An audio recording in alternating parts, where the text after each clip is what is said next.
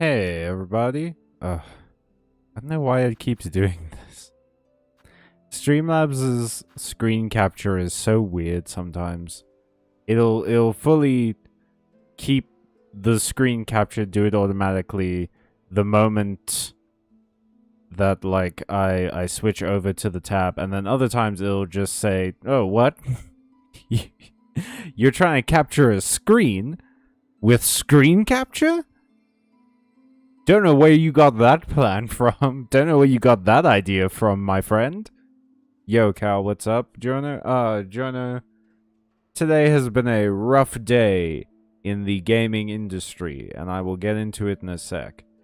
Yar, we be searching for that filthy temptress. Adventure.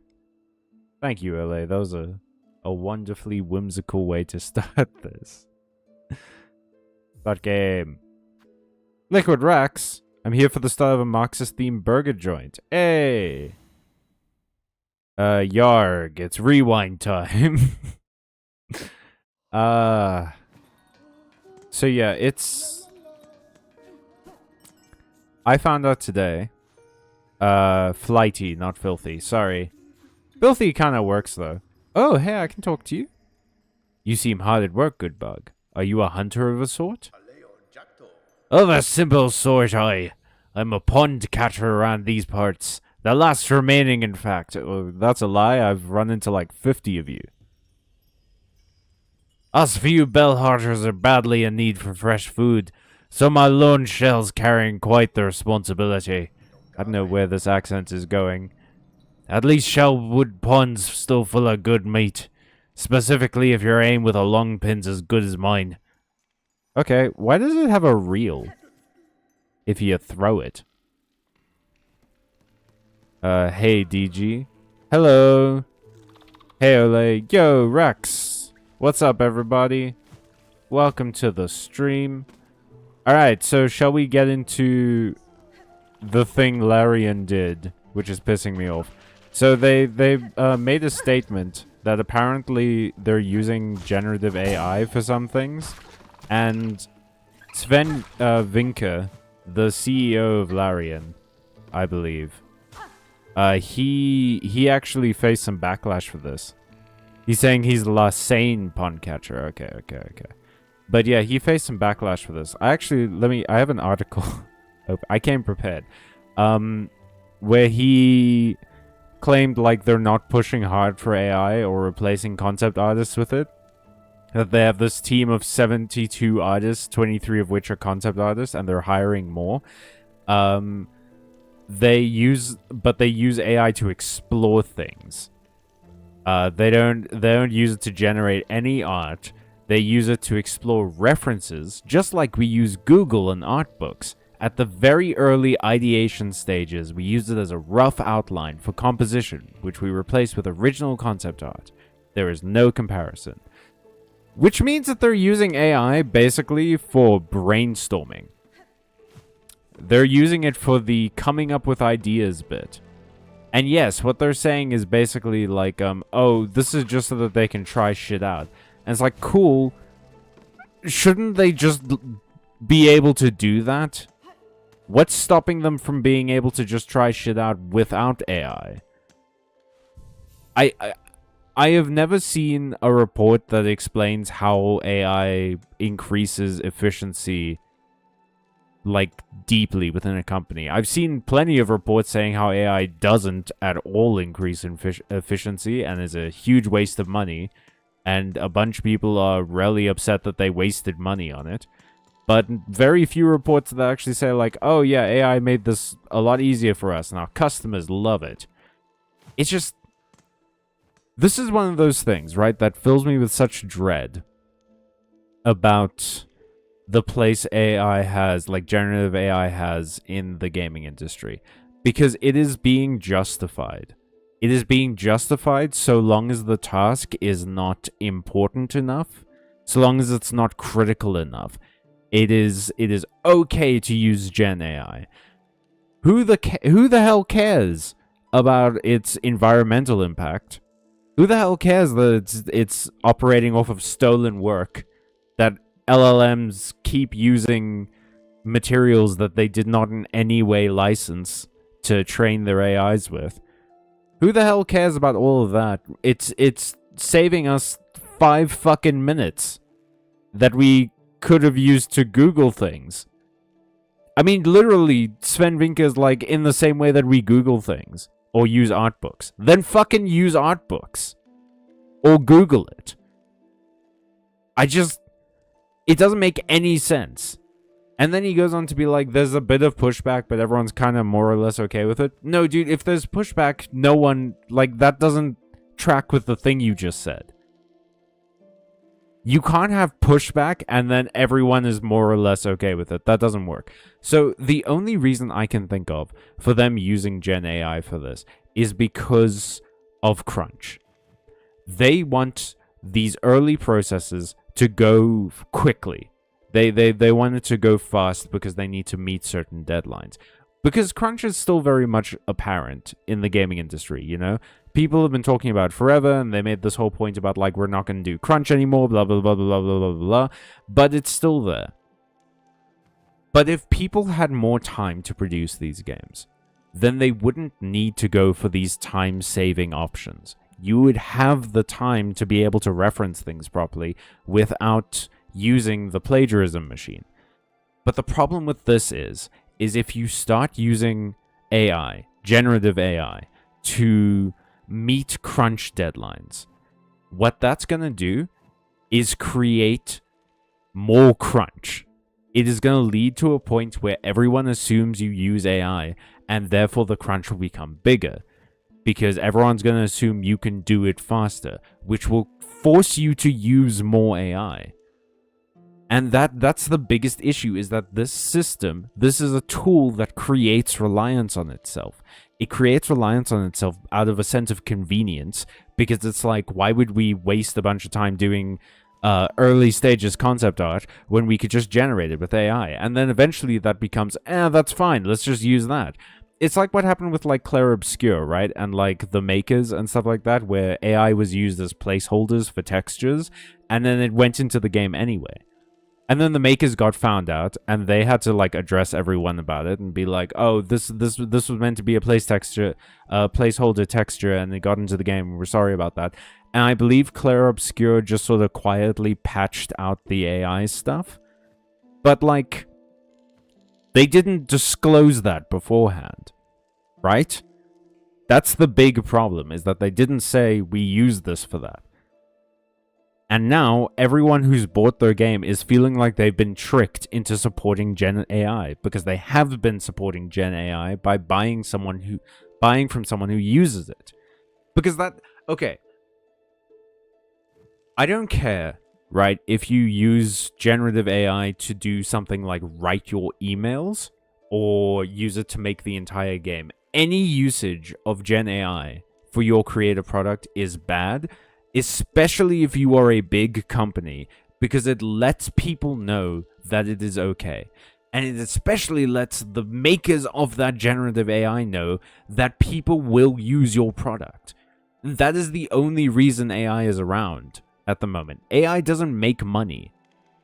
AI wouldn't so many of these companies have, like, publicly stated that they would have failed. They would be bankrupt if they didn't have investors. That is the only thing keeping them afloat. And the only reason people are investing in this is because of how much people use it. If big companies and I know, like, it's weird to use this phrase because we're adults and things like that, and it's odd to think that you can still look up to someone when you get to a certain age, but you do. People look up to these big companies. If you're a huge company that's made something, and Larian isn't even that, like, relatively in the gaming industry, it's not even that big of a company, but they've made some smash hits, right? People look up to them.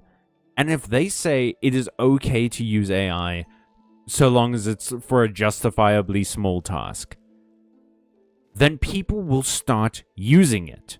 People will continue using it.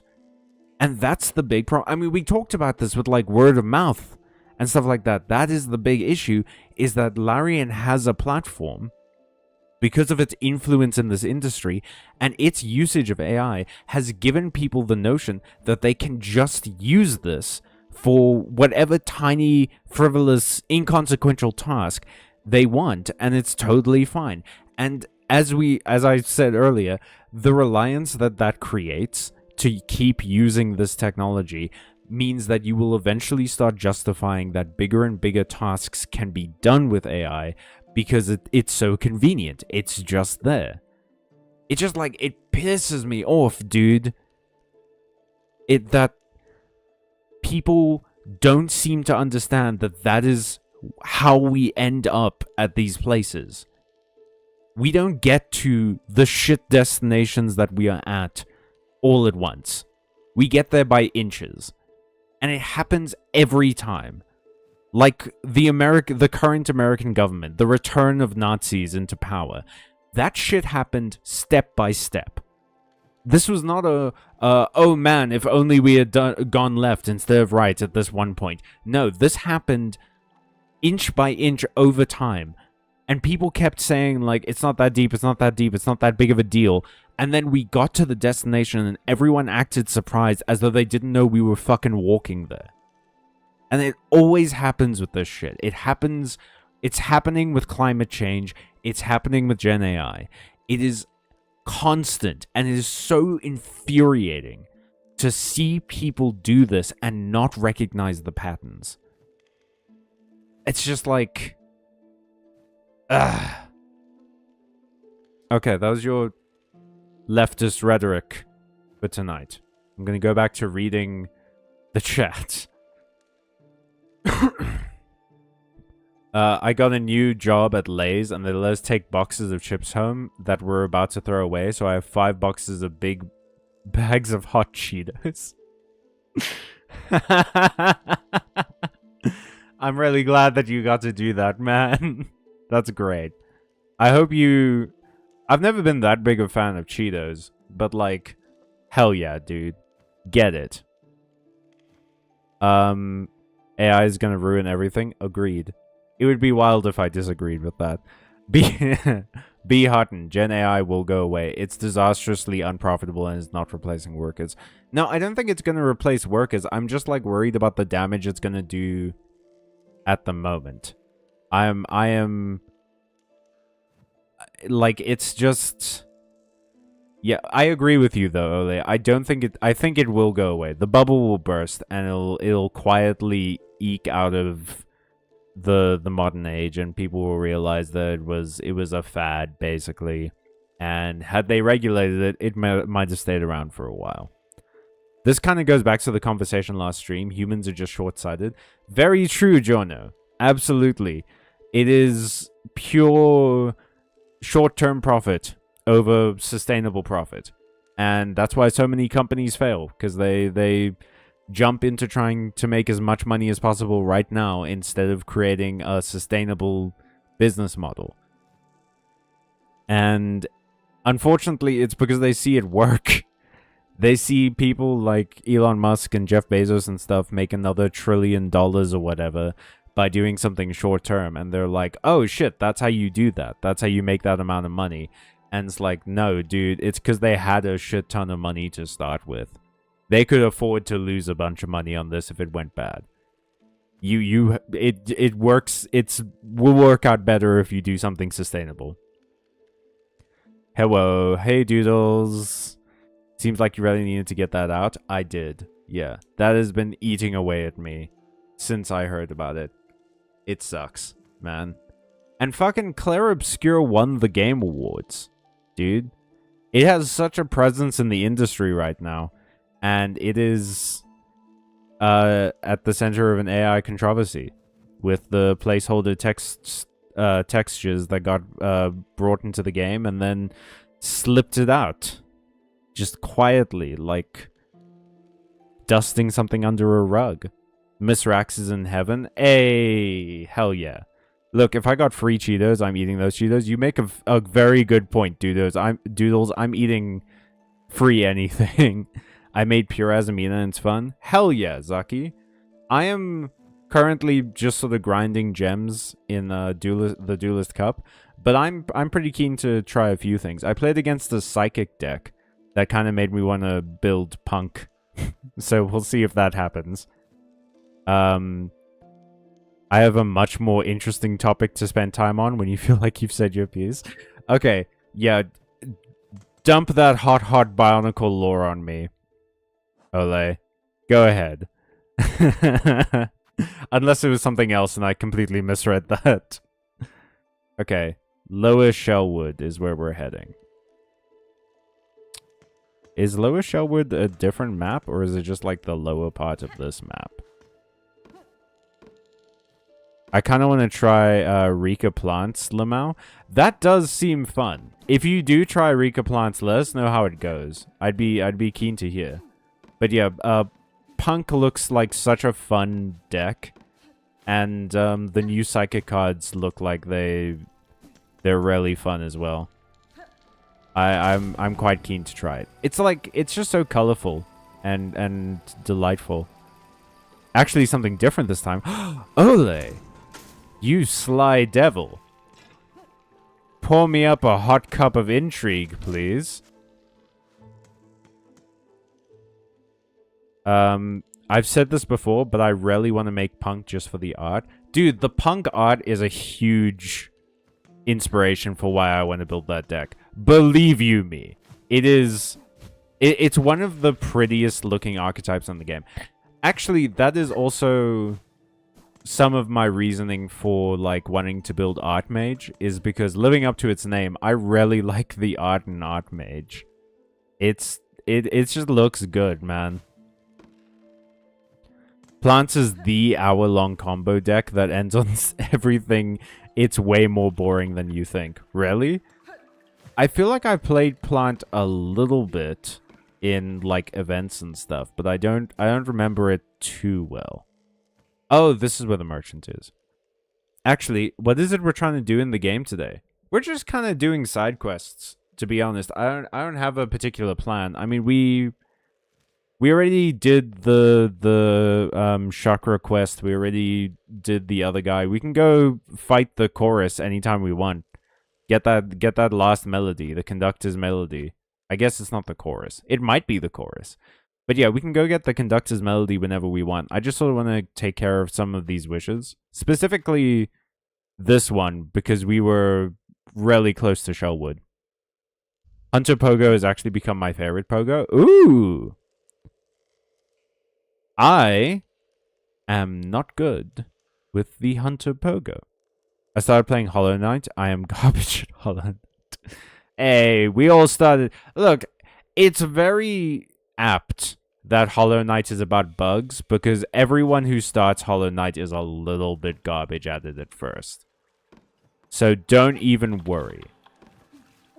It's like any Metroidvania sort of situation, is that eventually it's just like muscle memory. Once you get used to the controls and everything and what you can do, then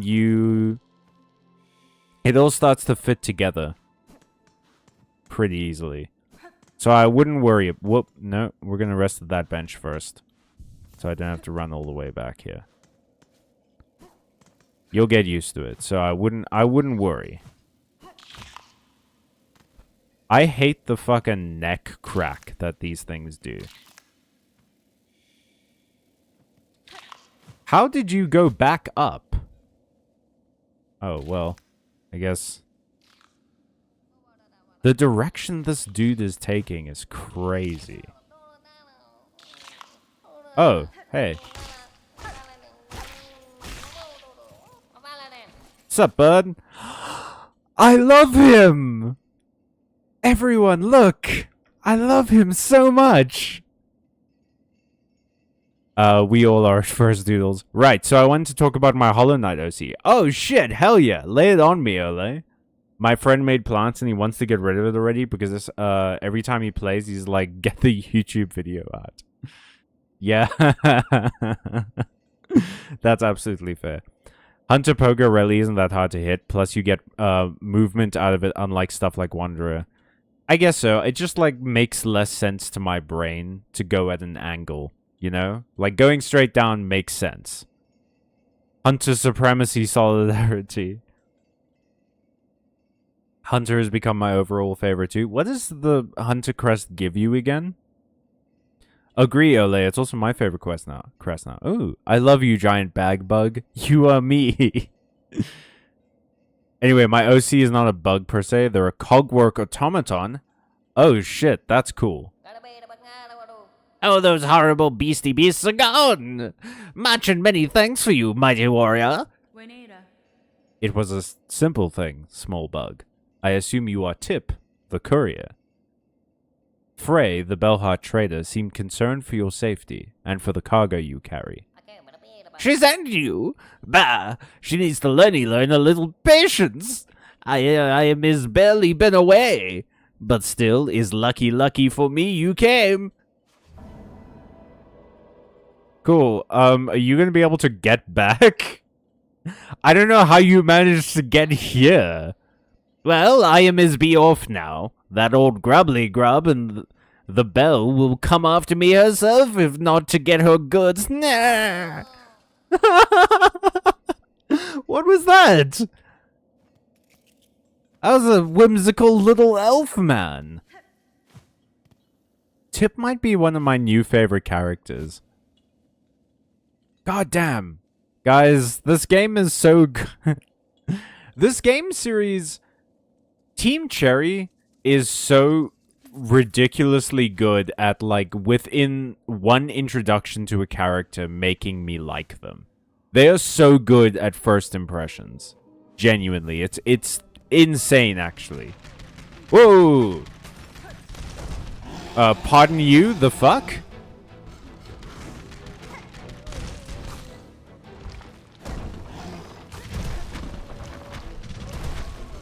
Okay.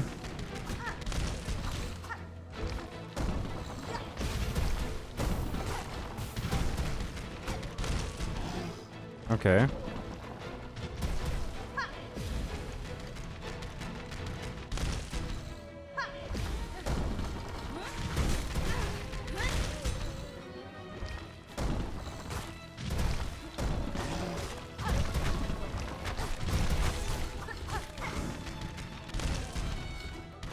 Whoa, gosh.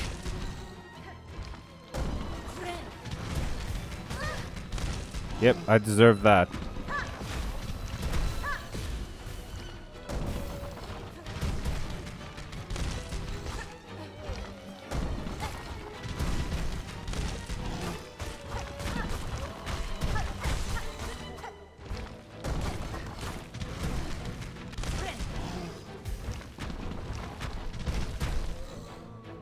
Hey.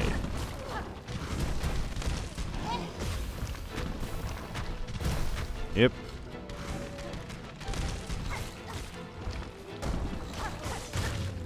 Got him.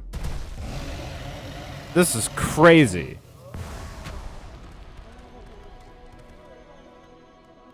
I can't believe this thing just attacked here. What the shit? What is going on? Damn. Well, everyone in the camp is dead now? Well, not everyone. I mean, a lot of... I don't think anyone, actually. They're all just sort of cowering in fear. Well, the merchant is probably dead.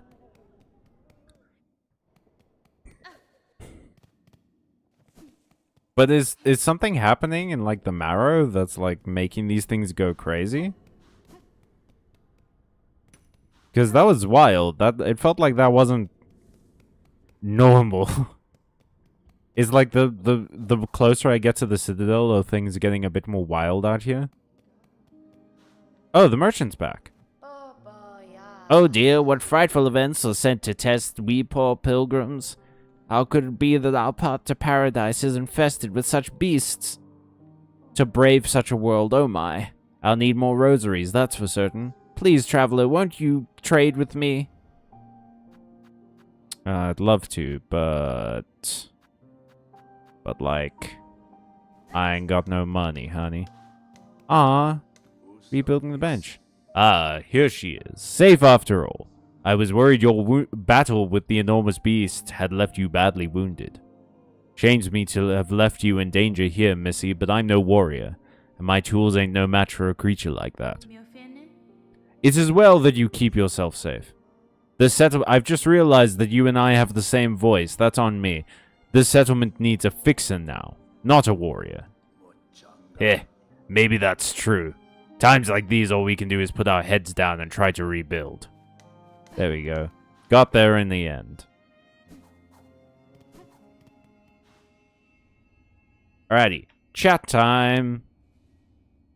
I want to see Cal try Beast Pogo now. Beast Pogo? Is that a different crest?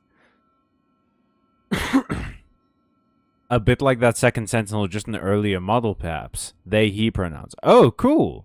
Cool. So, I'm presuming that they're a cogwork automaton, so they're probably from Farloom. And they protect Farloom? Use a long pin weapon, like the one Phantom had. Uses a long pin weapon like the one Phantom had. Oh, sick. Is this Skull Tyrant fight like the exact same from earlier, just with a different setting, BTW? No, you can't. The earliest Skull Tyrant, you could pogo on their head and do damage to them. With this one, you can't. Their skull was thicker. No, it's because you killed the Skull Tyrant's mom, remember? Can we make Hornet British? Alright. Right then. Hello, my son. Let's go back to Belhart. See if my beloved boy Tip is there. I'll try a British... You couldn't pogo on the first tyrant either. Or maybe I'm just misremembering it then. But yeah, I guess it is. And here I thought Bone Bottom was safe. Hello, my son. Greetings again, shopkeeper. Your shelves are looking better stocked. I see the courier made their way back to you safely. Oh yes, the cheeky little so-and-so came by and dropped his cargo off at last. Poor dear was so shaken by his misadventures, I almost didn't have the heart to dock his earnings. Almost, you say. All's well now, though. Look at the lovely new goods I have available. Oh, shit. Multi-binder? Supposed to improve a bug's natural ability to heal. Can't say I felt its effects myself, but I keep more healthy than most. Spool fragment, memory locket, shard bundle, rosary necklace. Ah. I see. My missing brother. Need help, quick! Me brother Pill's gone. Tip and Pill? Vanished somewhere in Greymore. Please help me find him. Sure. They would be a leftover cogwork warrior that the Citadel had been using to assert its dominion over Farloom. Gets discarded, but manages to reactivate. Now a living weapon without a purpose. Oh, so like, Rattleballs in, Adventure Time. If anyone gets that reference. Please stop making Hornet British. Make Hornet more British, please. Alright. Wish... I can't really do, Wallace's voice from Mullet and Gromit. Alright, Gromit. It's kind of close. Alright, Sherma.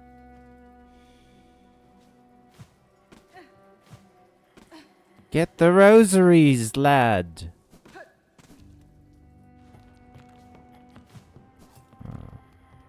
These guys are fucking quick. Please, I loved your original voice for her. My original voice for her was just my voice. My voice, but with like a little bit more bass. A little bit more freshwater bass.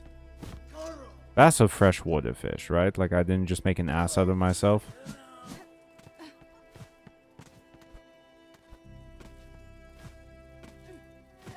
Wow. Hey. Wah-hey. These guys are so, like, sprightly. Springly and sprightly. For reals, for reals, for reals. Okay.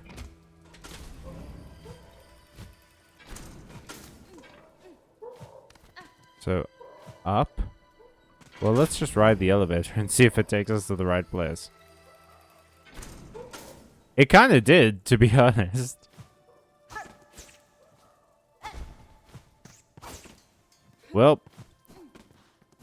We done did run out of tracking juice. We done did run out of Traxamol. I'm worried that that's a real medication. And it's going to sound like I'm making fun of that medication. I am not.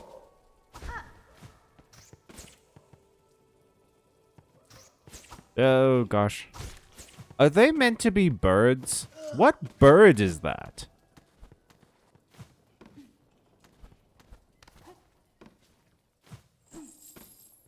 Alright, we're just gonna chill above this dude while I catch up on the chit. Do the red dwarf voice. The red dwarf voice? What's the red dwarf voice? I'm trying to think of a single red dwarf voice I've ever done.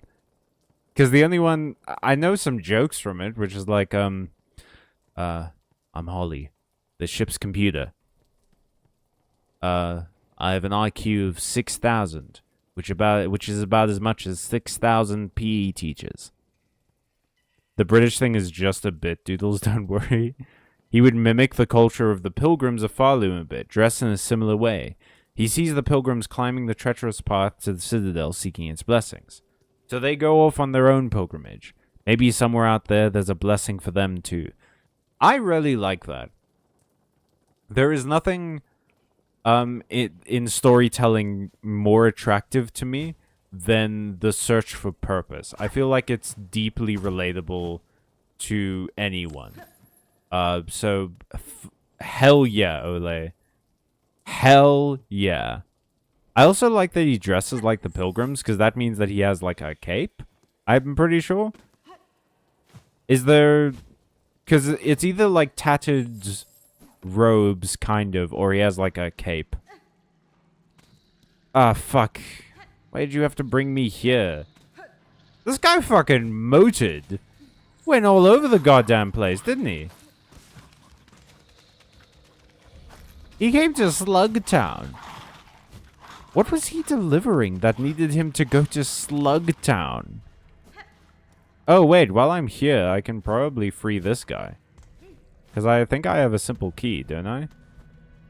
Do I?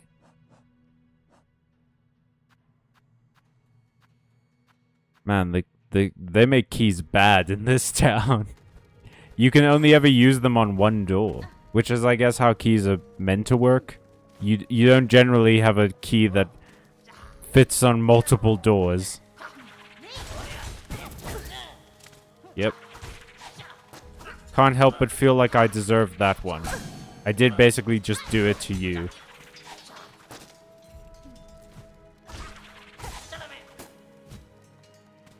Yo. Gang gang. Okay. Oh.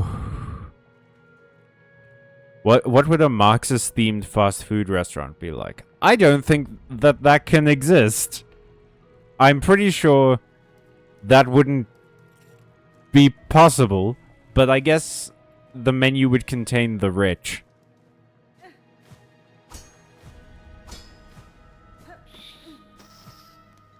Oh, right, that guy. He's here. Is this really gonna take me through the entire Sinner's Lake level?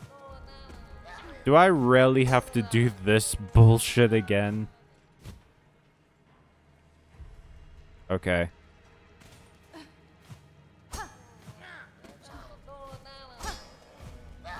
Oh, wait, he's up there. Oh, and it's my favorite enemies ever. These fucking guys. You can tell they're my favorite because that's the only way I ever refer to them. I hate these guys so much. If that wasn't clear.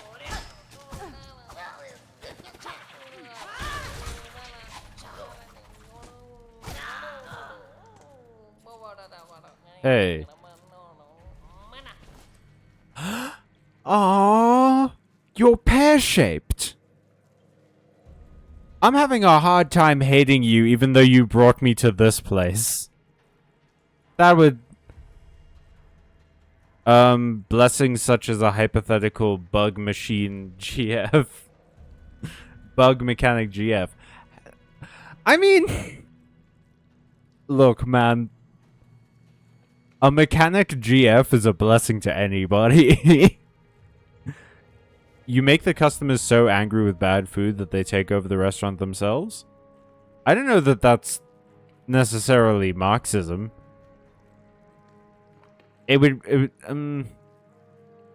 Unless your restaurant has an organized religion in it and its own currency that you would then abolish. There's a key in Sinner's Road you could get. Ugh, God damn it. Eating Taco Bell while my hot Asian wife plays Skyrim.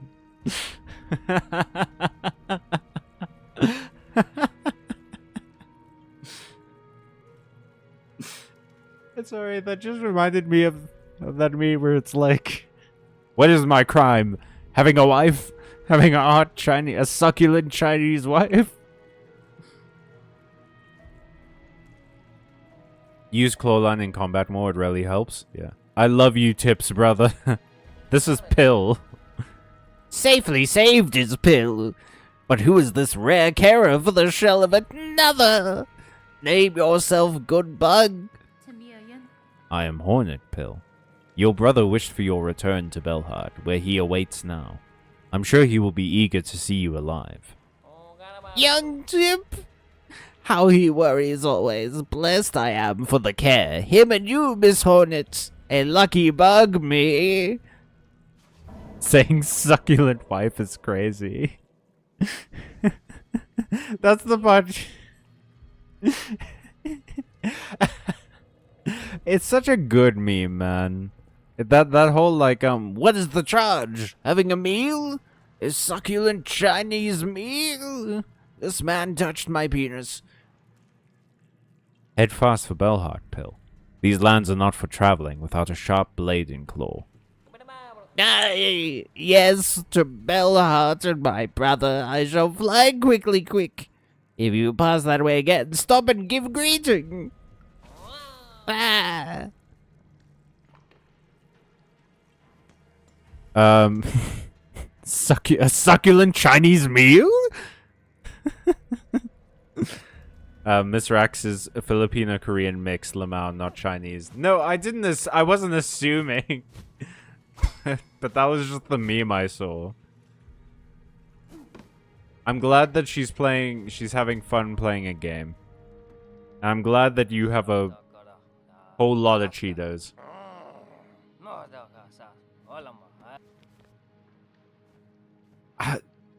I'm running into so many lovable bugs. Oi! Why you coming here, old treading muck? That nasty-looking poker by your side, eh? Krull and Benjin? Yeah! Why you coming in here? We ain't done nothing wrong. We ain't all them twisted like them roach keepers. She's come to kill us, Benjin. It's the bloomin' end for us, old mate. I mean you no harm, good bugs. I cut down only those who bar my path. That's so. Well then, them keepers outside ain't inclined to let strangers pass by, so you'll be making good use of your poker there, missy. Oh, that was it? These guys have an awful quest? A wife and Cheetos and she plays Skyrim? Bro, you might be living the dream at Liquid Rex. The roaches outside, why are they kept in pens? They seem a dangerous creature to cage or tame. Us more bugs. We gotta eat, don't we? They're wild, fast breeders. Them muck roaches. Odd shells and tough meat. You can even crack 'em open. But options ain't plentiful, so we ain't choosy. Ain't so bad to eat once you're used to it. The guts is the best bit, but them's a choice cut, and we ain't had it for ages now. Oh, whoops, that was the wrong guy. Arr, life is tough, alright. Benjamin is wasting away before us, poor wretch.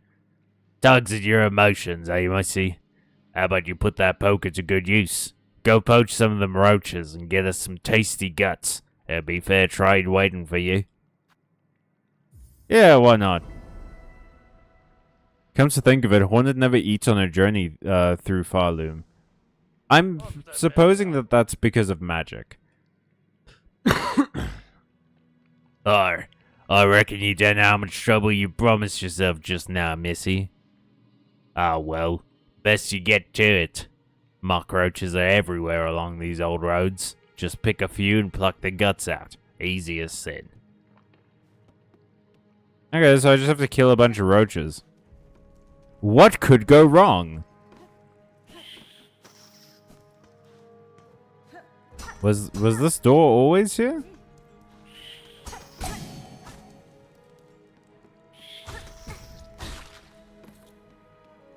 I feel like that door was not always there. But then again, what do I know? Hornet is practically a demigod? Oh, I missed some of the conversation. Hornet says she doesn't need to. Oh!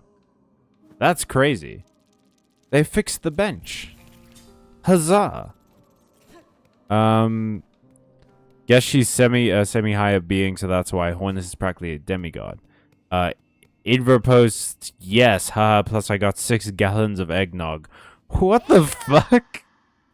Liquid Rax, I'm starting to worry about your stomach lining, dude. Please eat something besides Cheetos and eggnog tonight. Just for my sake. Just so that I can know that you're not gonna die. Like, by ancient mythology standards, she's totally, counts. She's like Hercules. Oh. Okay, well, Hercules still had to eat, I feel like, but I get what you mean. She's like she is a bug plus plus.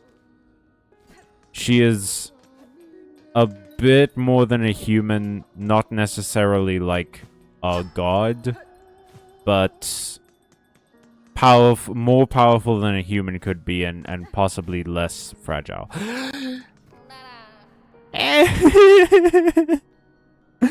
Yay! Yay! Miss Savings, we are together at last. My brother and myself both returned to safety safe. I am pleased you have found one another. If you are planning to venture out again, I would urge you reconsider for the sake of your shells. We know it. Muchly much. We cannot be leaving this home of bells no more. Here's we will remain, for shells to survive.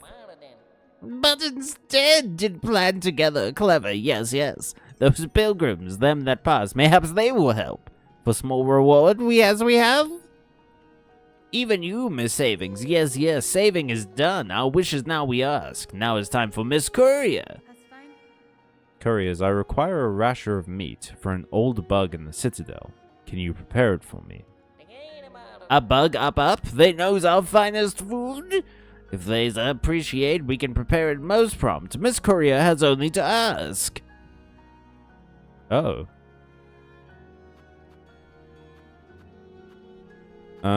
Yeah, I'll take that. It is yours, Miss Courier. Meat's prepared fresh as the fresh, in our special way. Miss Courier must know our rasher is delicious, strong, fatty food, but it is not to last. If not stored quick, it is flavored fast turns foul. If the rasher is likely to spoil, then I shall make fast for the Citadel. I have no desire to see your efforts or your scant supplies wasted. But hold, Miss Courier, before you depart, you mustly know all deliverings are in needing of great care. No bump, no shake, no funny transport. Only leg, claw, wing must be used to see them where they need going. Carry the delivering safe, Miss Courier, cared for like your own shell. Okay, so I have to go fast, but I also can't bump into anything. Oh, that sucks. Oh no, that sucks shit. What?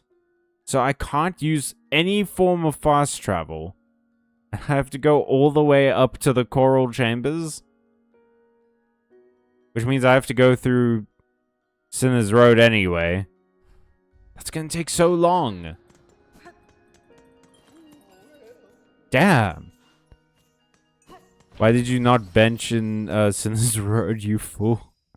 The delicate flower quest in Hollow Knight is a whole mechanic now. No! But that quest sucked. Literally no one liked it. And anyone who did like it is a liar. Oh, actually, before we move on from the topic too far, I have never had eggnog. What does it taste like?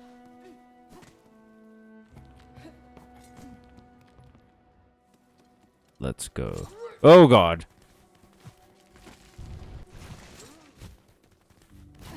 No, prick. Okay, so it's not a one and done. So you get a couple of hits, but it reduces your time by a lot. Okay. We're gonna rest here for a sec. So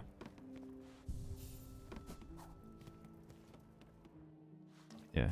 Dude backhanded you accidentally. This quest is what Silk Speed Anklets was made for. What? Silk Speed... Pardon? Excusez-moi? No, God, fuck. I hate everything in this area in particular. And the next one. Okay, so Sinner's Road...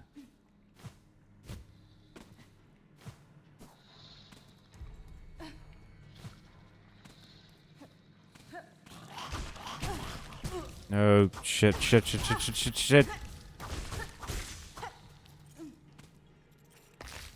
Oh, I am not making it with this meat. That just ain't happening, bud.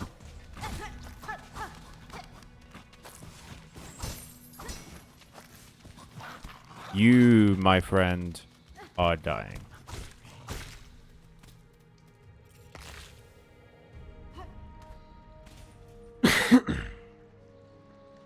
It's a yellow tool? Oh. Where do you get it? Okay, so we're going to go to the bench. Should I survive?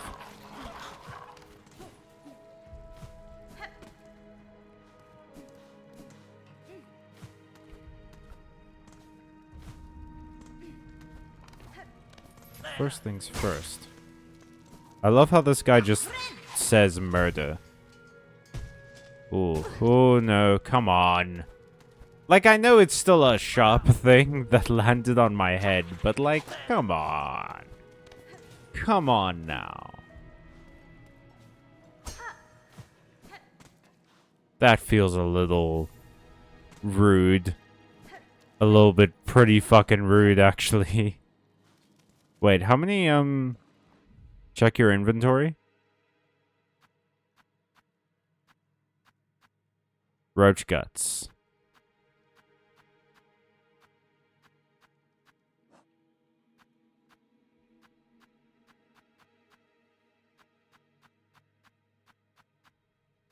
Nope. I don't know what you're making me check for right now. Okay, so I need to get 10. 10 ain't too bad, actually. Actually, even though I did not dodge the projectile because of law, I should not have taken damage. Oh, in the far fields. Ah. You know, I see people act like not losing your rosaries throughout the whole game is uncommon. Just don't do stuff like this and it won't happen.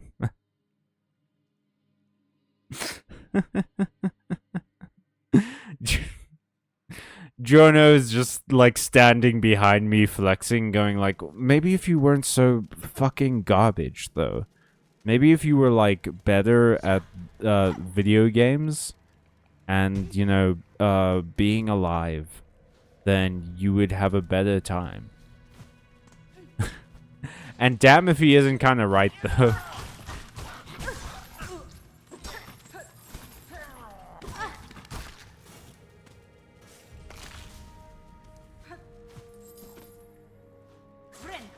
Alright, no anklets. Yeah, I do not have the anklets that you speak of. Although, I don't know how I feel about anklets. Like, they can look nice. I guess kind of anything can look nice though. You know, if you accessorize them correctly.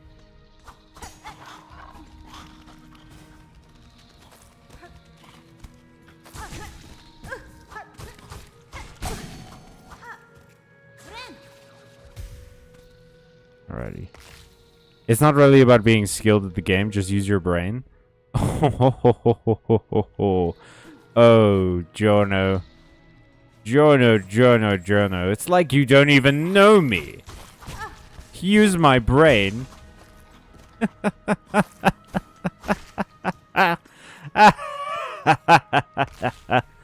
Oh, that's... Oh, I needed that. Thank you. That was a nice laugh. I think anklets can be sexy. I guess it depends on... I don't know. It's tough to tell with accessories. You know, sometimes it's too much, sometimes it's just enough. It's like toe rings. Like I don't particularly think of toe rings as deeply aesthetically pleasing or anything. I don't think they're ugly though. Like they're just sort of fine. They're not any particular one way or another. You know what I mean? Bro, Miss Rax is making me chicken adobo, but in pizza form. Whoa! Pizza adobo? Chicken a pizza? Chicken a pizza! You shouldn't put that. That's cannibalism. Don't put chicken a pizza. Toe rings are not sexy. It's an interesting... watching you draw the line between sexy and not sexy. Doodles. What makes toe rings not sexy but anklets yes sexy? Jono, you think he has a brain? Simple key in this level is all the way up and to the right. Okay. I will do up and to the right. Liquid Rax, I'm gonna need you to stop writing. Actually, yes, he probably has a pretty smart one. That it's just not very good at game sense, I suppose. It's more that I just sort of like. Well, for one, I'm currently trying to be entertaining more than I am focusing on the level at hand. But also, I'm easily flustered. Isn't the right word. Distracted? Overwhelmed by information? Yeah, if there's overstimulated, maybe, is the correct way of saying it. If there's too much happening at once, I find it difficult to focus on any particular thing. So, it makes it tough for me to... react quickly. My reaction slows considerably if there's too much stimulation.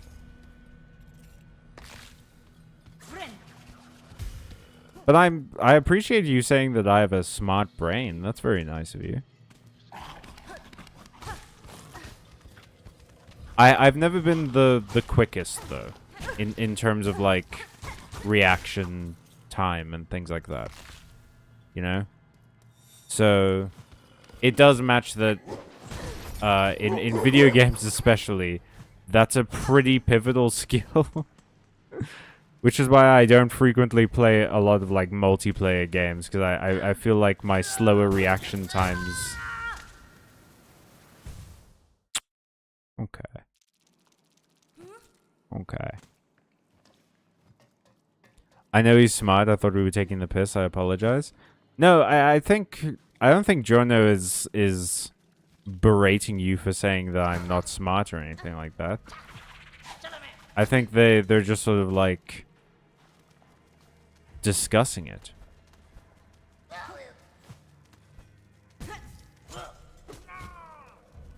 I would appreciate it if both of you ate a dick. Well, fuck you, little mouse man.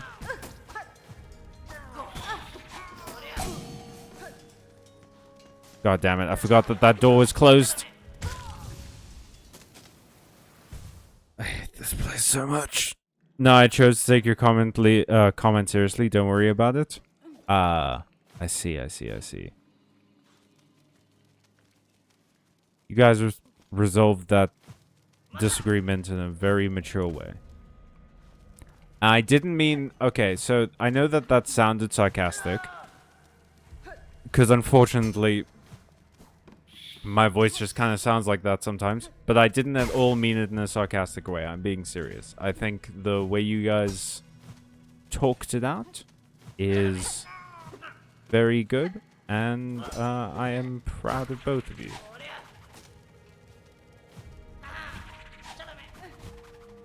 Whoop, no, that's not happening.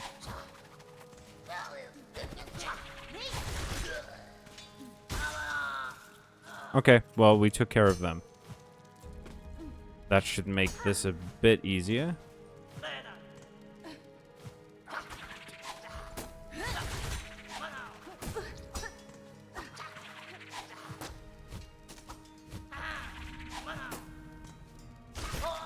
I remember Jonah's advice. And they persist, unlike me. The horrors, much like that dude's fucking shuriken, persist. Remember, you have a gun, Cal. That's a message I'll never get used to reading. I think anything surprisingly positive sounds sarcastic nowadays. Very true. We are living in somewhat apathetic times. Where, by which I mean it's pretty a pathetic thing to do. To not care about anything. Okay, I think that was Benjamin. Ooh, someone's carrying a delectable scent. Come to deliver what you promised, Missy? Oh, no, that's Kroll. Kroll calls me Missy. Yes. I delivered roach guts. Oh, no, that's Benjamin. Oh, their names switch places. In the bottom right, Benjamin's goes on top when he's talking, and Kroll's goes on top when he's talking. That smell. So overwhelming. I ain't never seen so many roach guts at once. Benjamin, me old mate. Get a grip on yourself.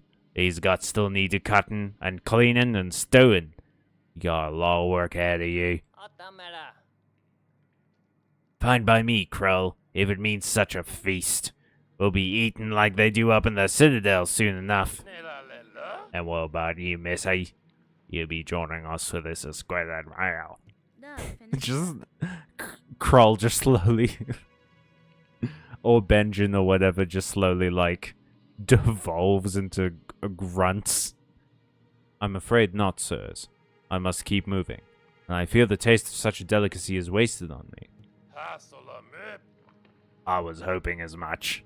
Two can sing, but three's too many, eh? Arr. Now, maybe this tool is enough for you to remember as my own making, from which I used to wrangle Oh, tax. Let's get down to... But I didn't mean to talk to you. Didn't mean to talk to you, actually. Sorry. Anyway, let's get down to brass tacks.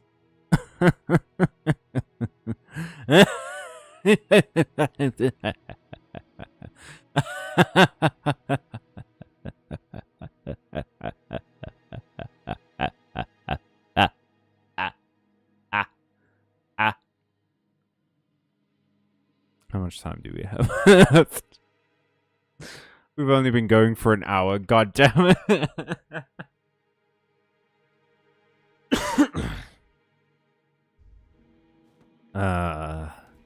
Alrighty, well, we've done 2 wishes so far. Actually, no, we've done 3, haven't we?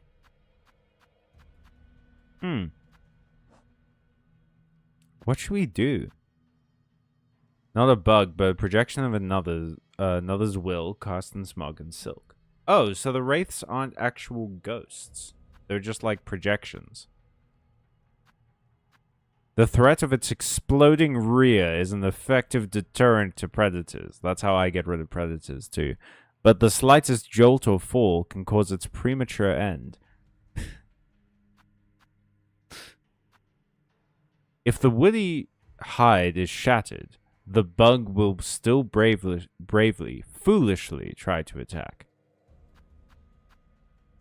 Oh, I haven't killed enough of them. Quite a beautiful creature. In my own kingdom's court, it would have been highly favored as an ornamental pet. Wait, what? Do you mean in Hello Nest? This one lived long and fed much.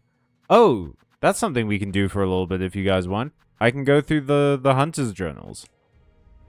Let me know if you want to see. Go get the keys so you can free the green prince. Oh, yeah. Yeah, let's do that.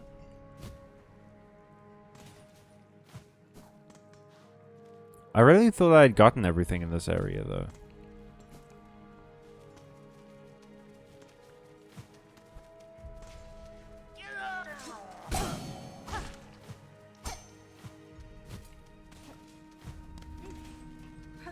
Bye-bye.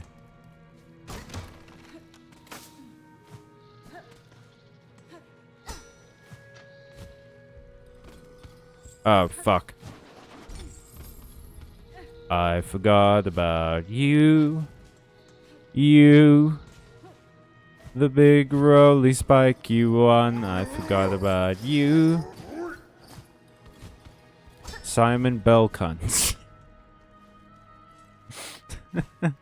Is that anything? Was that just for me?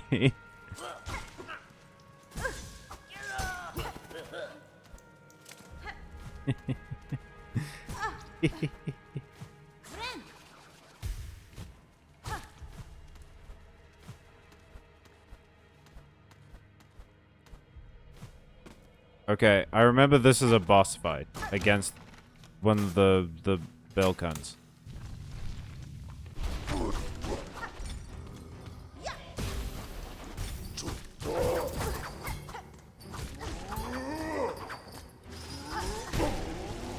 Oh. I got him. Cool.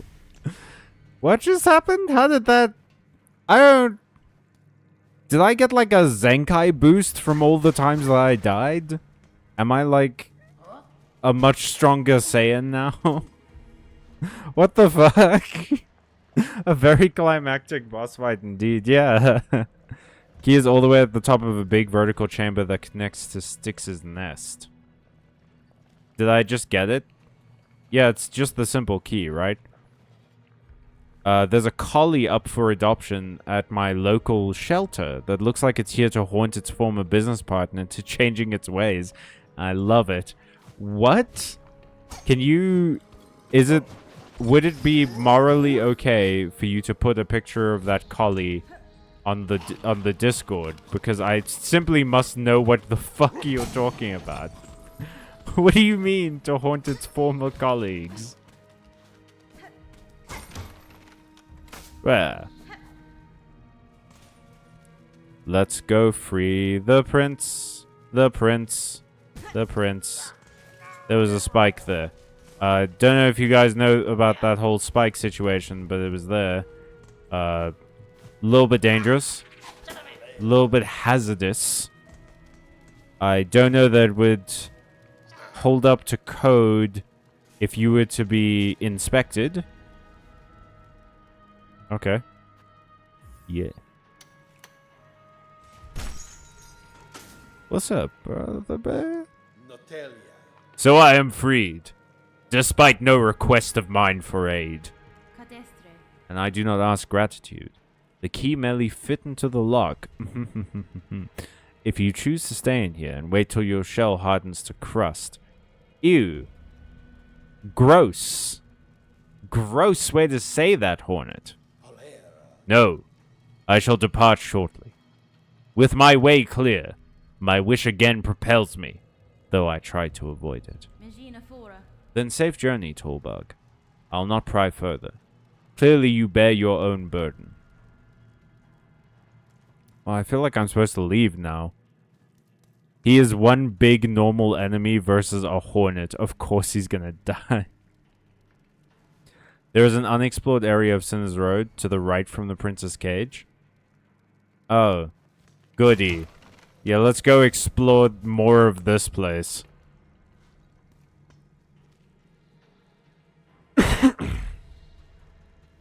Unfortunately, I am compelled by curiosity and, curiosity.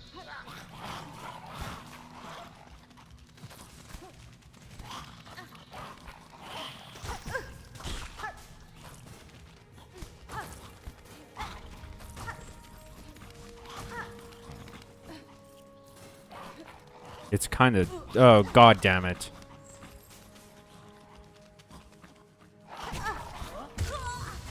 Oh. I can lead you to the prince's next appearance also. Please, Ole, that would be lovely. Okay. Do I have any more silk eaters? I do not. Well, we was going that way anyway. May as well pick it up.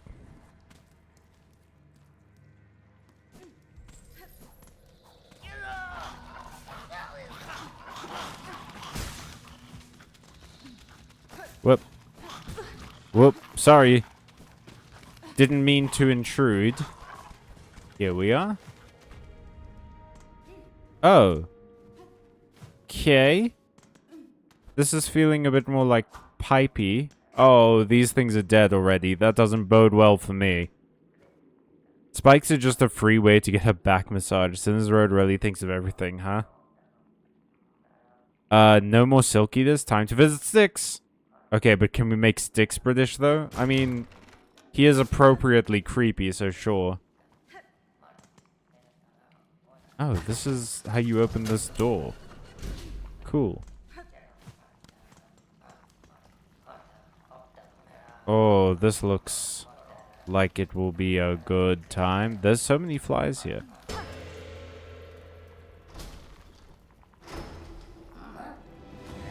Oh no, why did I do that? Oh, why did I do that?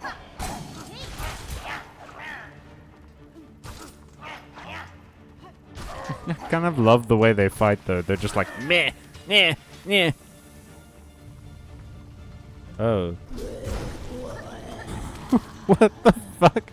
Disgraced Chef Lugoli.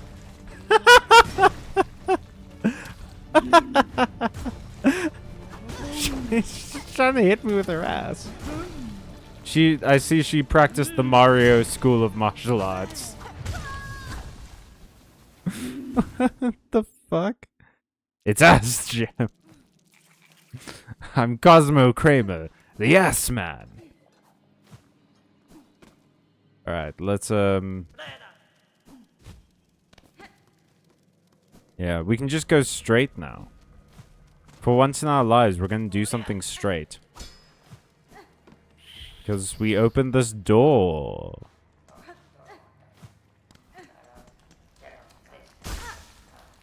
Alright, well, we're all silked up. That's what the community calls her, Ass Jim. What? Why? Why do they call her that? This boss has funny movements. Alright, well, this is our new major quest, is to beat this lady. I like how that one chef just runs away. Like, these two, like, stick around and fight. And that other one just, like, dips.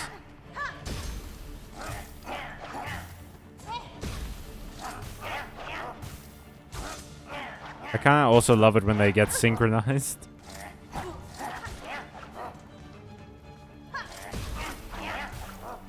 This is not a supremely powerful gun, I've noticed. This is maybe the best time to heal up. It doesn't feel like Ass Jim gives me a lot of time to do things. Oh, the flying isn't great. It's hard to score multiple hits on a flying enemy. Which Yes, I realize is the point. God damn. Your plump dumper does so much fucking damage, dude. Don't ask questions. Don't question the religion of Ass Jim. Whatever you say to me. Okay. Oh. I'm a fool. Here I was trying to, like, jump across the room to this, and then it's literally just a wall jump away. Whoop, no, that's exactly where I wanted to be. So, did everyone have a good weekend? Anyone do anything fun? Anyone have a funny story or a good anecdote, or perhaps the cure for mortality? Just off the top of my head. Just, you know, in case anyone happens to have it. Don't want to look like a fool later for not asking.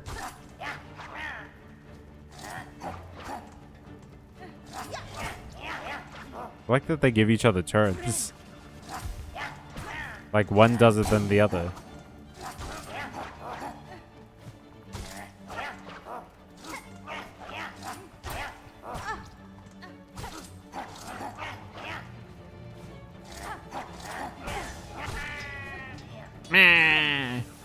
Me too.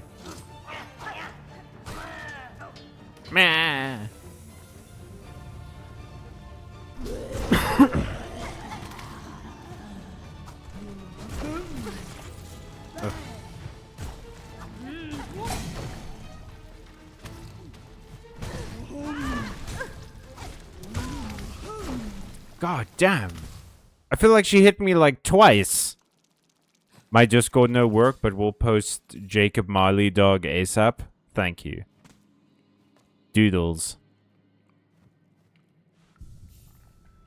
Who's Jacob Marley?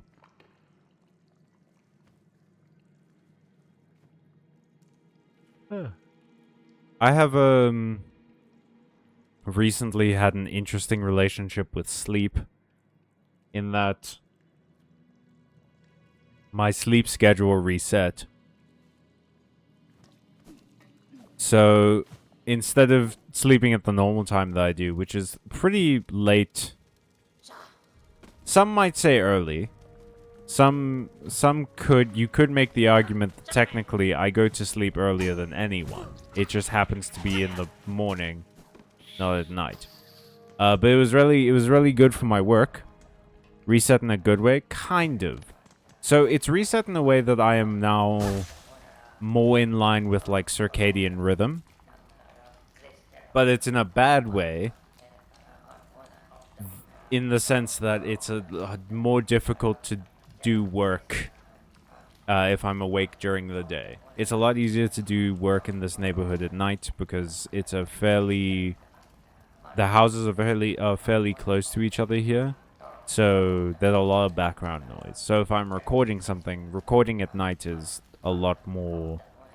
It's easier to get clean audio that way. But yeah, it's interesting. It's interesting having the different sleep schedule. I'm deeply not used to it. I want to float something by you guys. I was thinking of maybe going back to the old 2 streams a week schedule.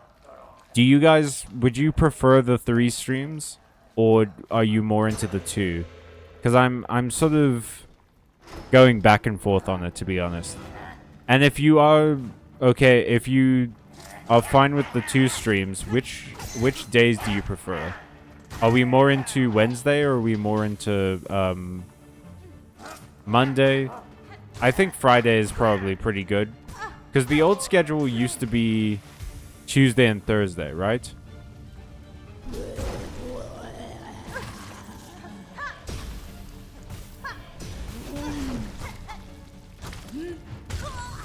God damn.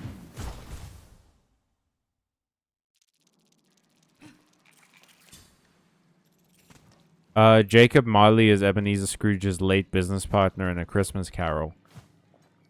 That's crazy. What? I don't remember him at all. What do you mean? Was he like... Does Scrooge talk about him in the beginning of the story or something? I haven't watched or read A Christmas Carol. I've never read A Christmas Carol, but I haven't watched any adaptation of it in a while. Obviously, I would prefer 3 streams, but if you need rest, 2 is absolutely fine, and my preferred days would be Wednesday and Friday. Marley is the first ghost. Oh! The ghost of Christmas past? Okay. I don't know. It's not necessarily about needing rest, Jono. Like, I can manage the 3 streams without rest. It's more, scheduling. The issue is that I worry that I'm putting so much more time into the streams and making the shorts than into, like, making videos. Because I haven't made a video for Byte Marx in a while, and I feel like that gap keeps widening. Like, I keep making a video and then not making a video for a long time, and that not making a video time just keeps getting longer and longer. And I worry that the increased streaming schedule has kind of taken time away from that. But I don't know. Maybe I just need to petition my time better. But Wednesday and Friday. Okay, I'll keep that in mind. No, Marley is before the Christmas ghosts. Oh. I don't remember that part of the story. I don't remember there being a ghost before the Christmas ghosts. Marley is now in the Discord. Well, now we have to call someone. But who are we gonna call?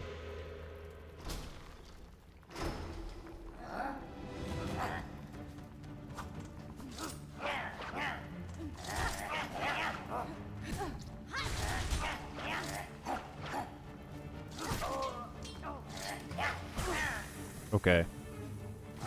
Bit fucking rude there, chap. A little bit fucking rude there, champion, not gonna lie.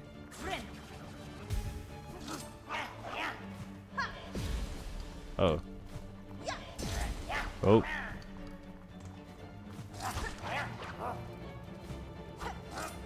I should maybe consider changing up my setup for this fight. Well, this is embarrassing for both of us, I think. A little bit more for me.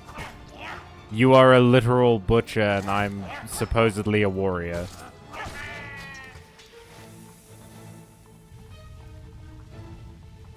Hey, what's up, Asagi?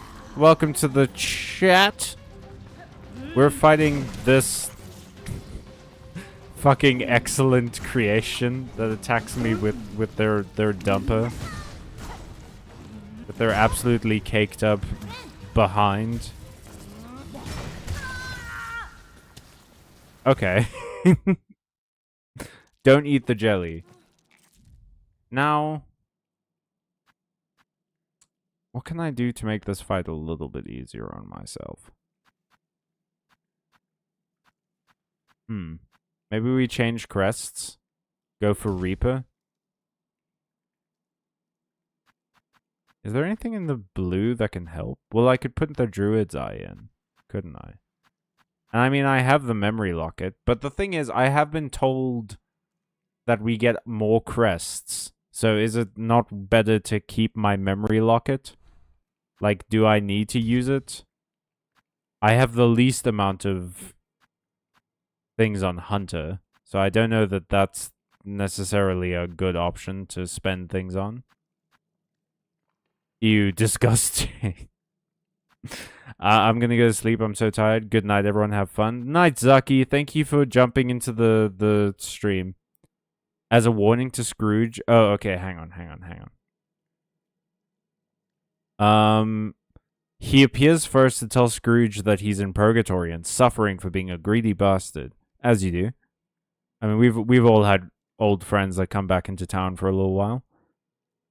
As a warning to Scrooge, which sets up the character arc for the Christmas Ghost to lead him through. Oh. Ole, your OC sounds insanely cool. Sorry I was busy with work while you were posting about it. That's wonderful. Y'all look great. There are enough memory lockets in the game to max out all the crests. Okay, cool. So I suppose, well, in that case, let's switch to Reaper and then max that one out first. I think that's probably for the best. And now I'll put Druid's Eye in. I am going to switch these out, though. Tax is pointless because they're flying enemies. Conch Cutter, maybe. Cogwork Wheel, I find is quite difficult. Oh, no, we have to use the ring. I got given the ring. We have to use it. And then Silk Shot, why not? And then I think we're going to switch to Silk Spear. Threadstorm is good, but I'm not having that much trouble taking down the initial enemies. It's mostly the one at the end. Bye, new friend. Gone as quickly as you appear. No, oh, bye, Asagi. Thank you for joining in. I love it when mechanical characters go on a search for deeper meaning. Yeah, it's one of my favorites. What's the word I'm looking for? Plot devices? Yeah, it might be plot devices. I don't know. I felt like there was a more specific term for it, but yeah, basically one of my favorite plot devices is mechanical being searches for meaning, because it's a very human thing to do that, and it's wonderful to see a mechanical being humanized in that way.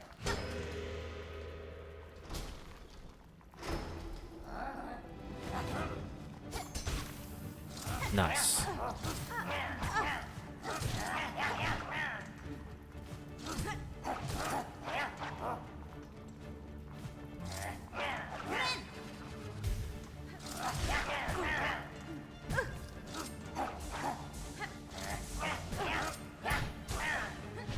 Ooh.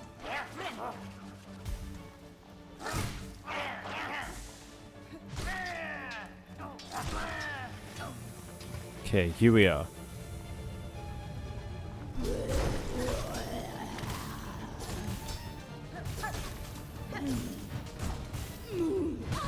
God damn.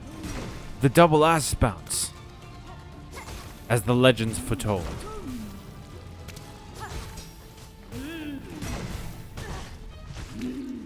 Whoop.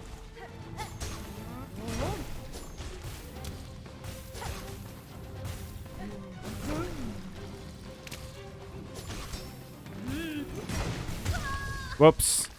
Shit. Living weapon without purpose. Brackets. Hot. I was gonna be a Warforged Paladin in a D&D campaign I'm playing in, but someone else dibs Warforged, so now I'm just a half-elf Necromancer. Just a half-elf Necromancer. Necromancer is like one of the strongest subclasses in D&D. To the point that I've actually been in games where the DM... One of the few times I was a player in D&D... the DM said to me that I wasn't allowed to play as a Necromancer. Like, that's how strong it is. It completely destroys action economy. Yo, this boss is cheeked up. Put a ring in her ass to jam it. Genius. Chakra's rings don't do much damage, but I like how quick they are to launch. Yeah, I mean, I feel like there are it might be a situation... Well, for one, they can hit 2 enemies, which is always nice. But it also might be a situation where the amount that you can launch at once increases the DPS.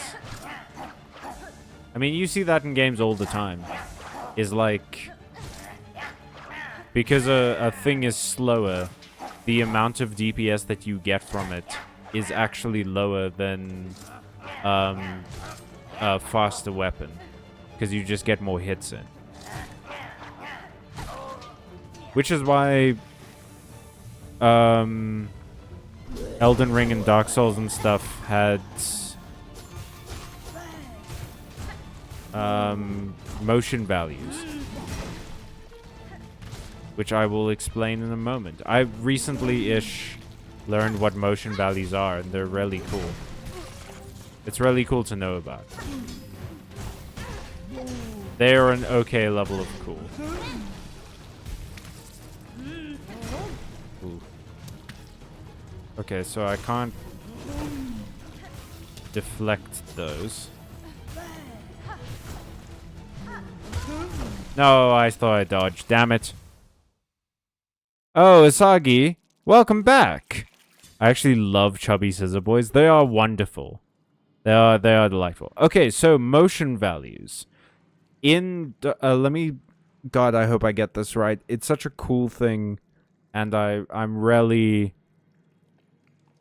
hoping that I'm not about to mess this up. Basically, motion values are like a measurement that the game does, like a calculation that determines how much damage you do. And it's kind of like how, you know how bosses have resistances and stuff, and that like subtracts from the damage. So if they have no resistance to something, they take full damage. And all bosses have like at least some resistance to most things, so they take reduced damage.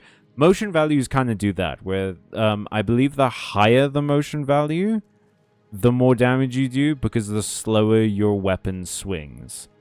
So basically that's the metric, is that the slower your weapon swings, the less of a damage reduction there is.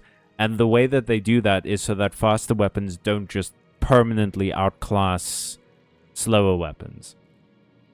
And it actually creates an interesting situation where a lot of people prefer slower weapons because the motion values are pretty good, so they don't lose a bunch of damage. And obviously fast weapons have a great benefit of like status application and things like that. But it's a really cool system that they do in those games. I'm sure they do it in other games as well, but I learned about it because of Elden Ring. And it's one of those small things you learn about in the gaming industry or like in-game development that makes you realize how intricate of a process it is. If this doesn't work, I might switch back to Wanderer. Does the 4924 at the end of my name imply there's 4,923 other I never post my doodles out there? I don't think so, but I would like to think so. So that's what we're going with now.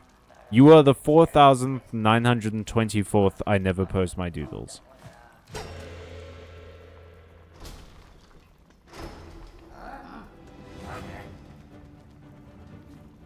Oh, I fully forgot that you guys were a part of the fight. I thought you were gonna leave. Man, I am not used to Reaper at all anymore. And I used to use this all the time. This was my preferred crest for a while. Yep. You can really tell that I'm not used to this one because I keep going too close. So my hits miss.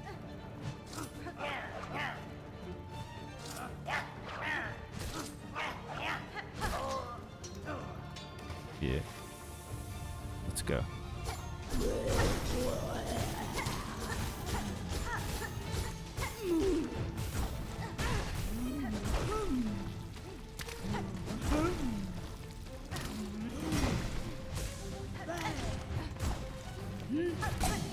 God.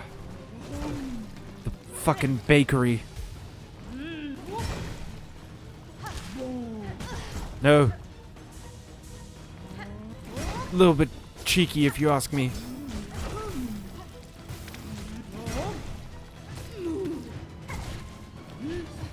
Oh ho ho. You fucking thought. You thought for a moment. No, god damn it. She baited me. Baited me with the cheeks. I may have to hunt the others. There can only be one.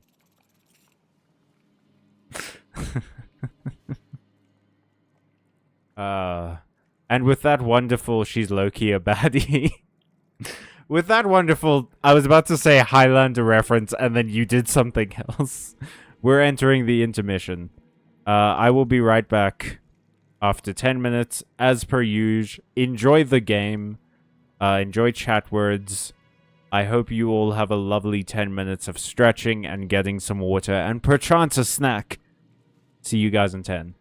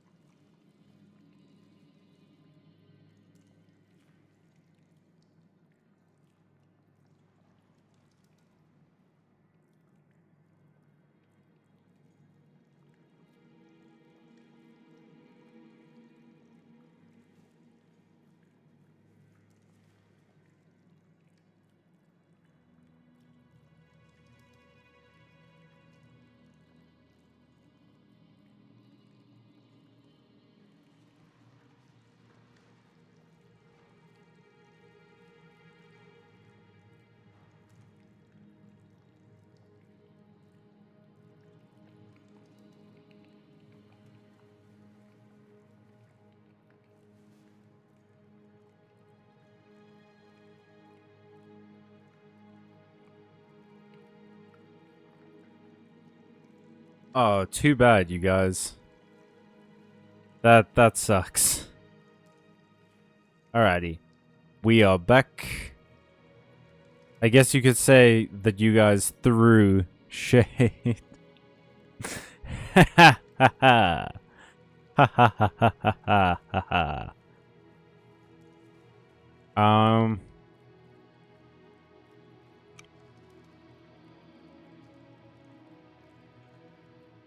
I think maybe one of the problems is that you're saying it in all caps. Chat, I'm trying to defeat this disgraced chef, but her dummy thick, she's dummy thick and her clapping cheeks are baiting me. I missed the best segment of the night. Hi, Matthew. Welcome to the stream. Also rude. The only section where I don't talk. Oh wait, what am I doing? I need to get the chat back on my phone.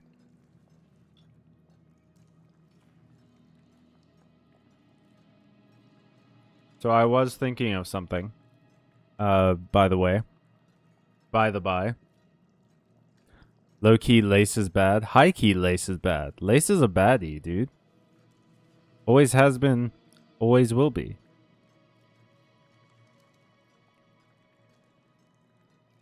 But yeah, I was thinking of something while I was away.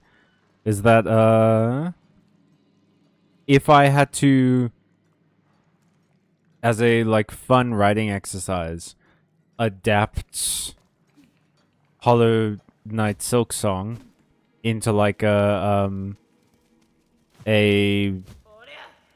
I guess it would be probably a graphic novel or an animated series or something.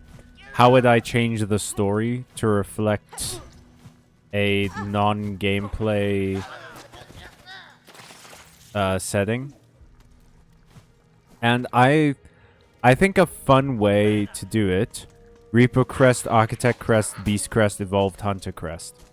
What?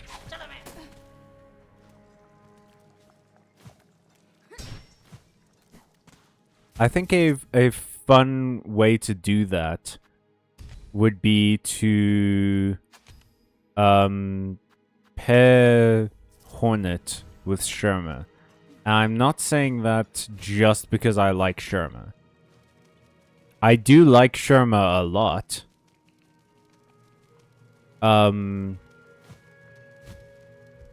But I think it would be great because I think Hornet's character is sort of perfect.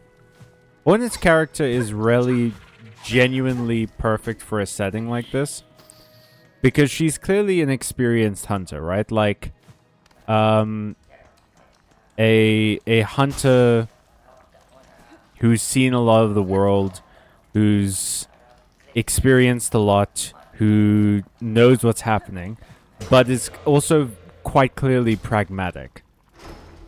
So I think pairing her with like an ideological pilgrim like Sherma, a character who's very much all about sort of their beliefs and the things that they haven't seen and their faith, I think it would make for an interesting experience. I feel like you could do a lot with that, because Hornet is someone who very rarely has experienced the gods, and like Ole said, is a demigod. Like, she knows the sort of realities of these things. And pairing her with a character who only ever knows about the gods as like a thing to worship, as an idea, is so cool to me. Because like just the character interactions alone mean they would have a lot to talk about.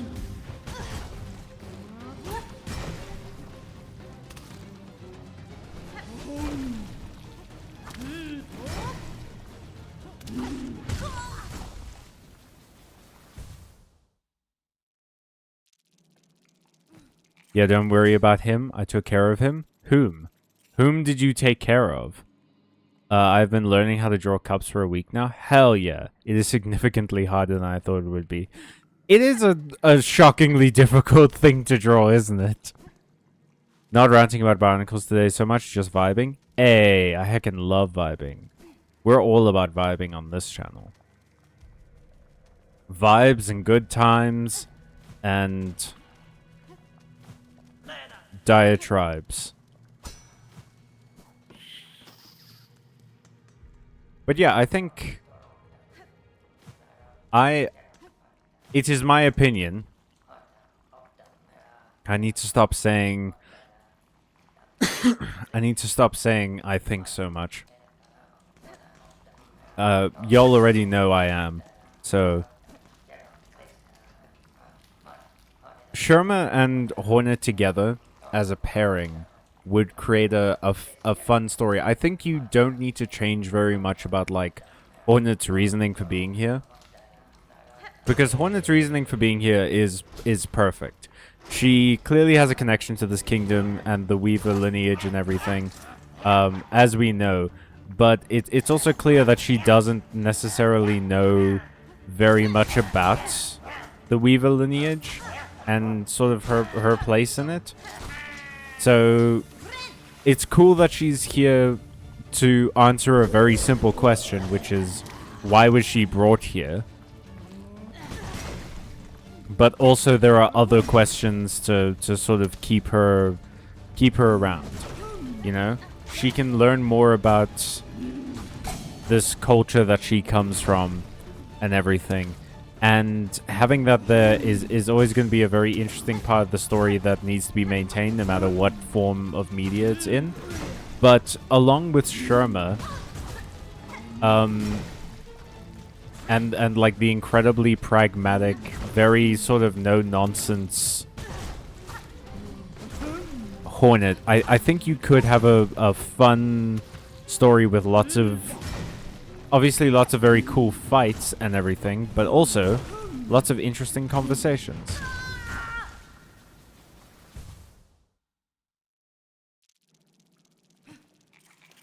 Oh, and I talked about how Hornet is very pragmatic. She is the ideal character to say a phrase like, it's nice, you know? She's not the kind of character who would go, wow. I can't imagine Hornet saying like, oh, or something like that. I imagine her being like, it's nice to know there's still magic in this world. It's also, and that's one of the loveliest parts about this game, is that Hornet is this weary traveler in a weary kingdom, in both senses of the word, like tired, but also cautious.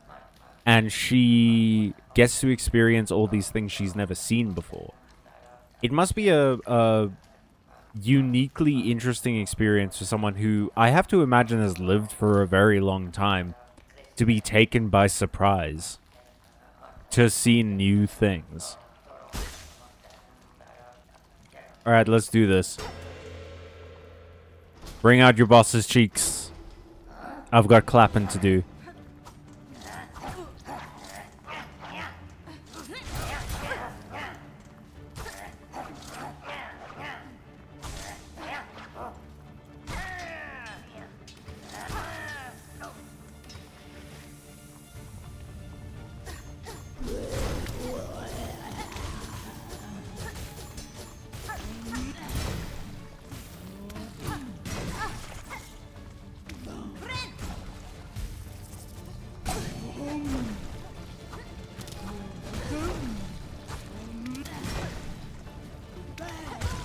Oh, no. Got clapped that time myself.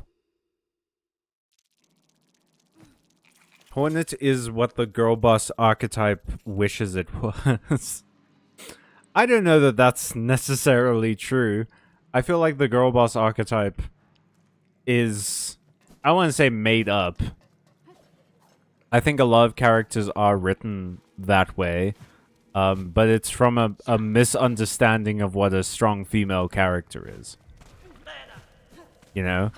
Because it seems to be that a lot of writers see the phrase strong female character, and then they go like, oh, you mean either calloused or a man.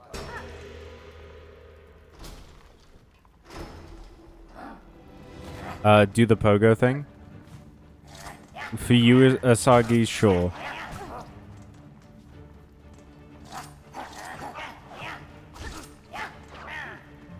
Oh, I need to get a good rhythm. Did it. Couple of jumps. Couple of unfortunate lumps. And I'm fucked. Just like that. That was a tactical retreat. That wasn't me screwing up. The rhythm was off in that fight. I had to reset.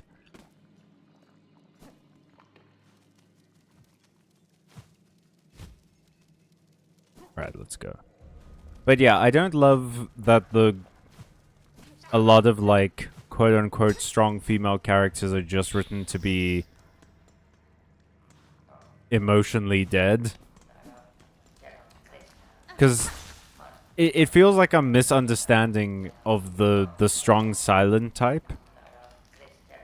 And trying to apply that to women, but like overcorrecting. Which is silly, because the strong silent type is not gendered. And the point of the strong silent type isn't that they are emotionally dead. It's just that they're not necessarily great at it. They still feel. They just, like, don't necessarily do it super openly. Cough, Sansa Stark. Yep, cough, Arya Stark. Cough, Death Has Many Faces. I can't wait to see this one.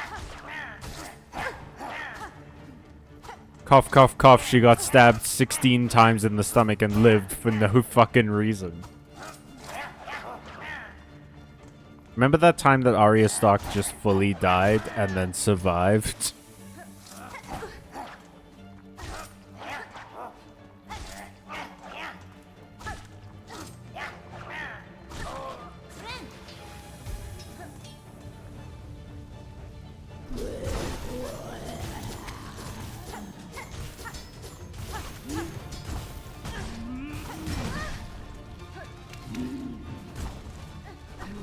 Alright, we're locking in.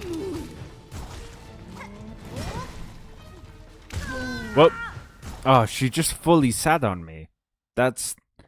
all that happened is I briefly came into contact with the cheeks, and I died.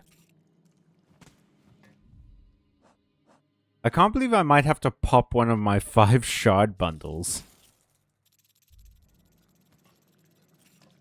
Callum, none of what you said disagrees with what I said. You make a fair point, Ole. You got me on that one. Oh, you've been watching Better Call Saul? I think I watched a couple of seasons of it. But I haven't finished the show. I couldn't tell you how it holds up. I've heard good things, I guess. Bob Odenkirk is a pretty good actor.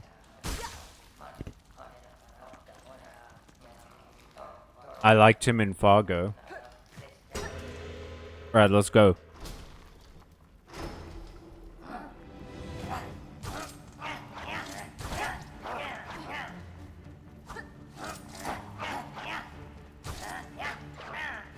Just a slap.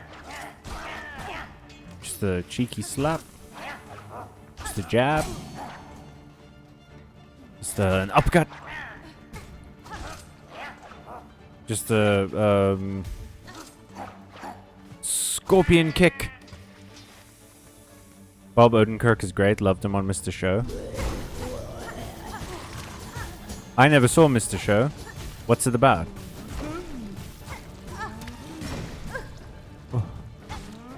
I keep being assaulted by the slime. Oh!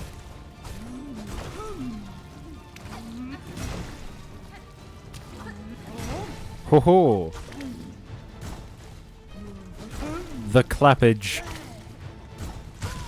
No! Oh, she got me on the back turn. Damn. It's like the that one robot in Robots? Fanny. Who remembers that seminal masterpiece, Robots? I feel like I think about the movie Robots a lot. Mr. Show with Bob and David. It was a 2000 sketch comedy show, a really good one. Oh, this fight has pretty tight timings. It rarely does, but like with a lot of fights in this game, I've noticed. This game, okay, so I don't want to keep comparing these games to Dark Souls. I have noticed that I keep approaching these fights with that Dark Souls mentality of like make space, find an opportunity, go in, where I should be approaching it with the Bloodborne mentality of fight and fight more. That's Bob Odenkirk and David Cross. Oh, dang. The fuck is Robots? Matthew, you must watch Robots. You simply must. It is one of the most early 2000s movie I've ever seen. Robots has one line in it that haunts me to this day. What's the line? Why be you when you can be new? It's a shockingly relevant movie to the modern era.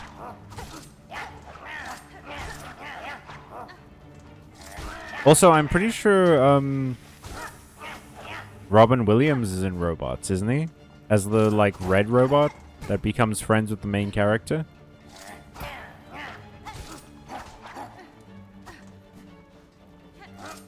It also has a scene with a giant robot whose lower half is like a geoscopic ball who surfs on a giant domino on a wave of dominoes.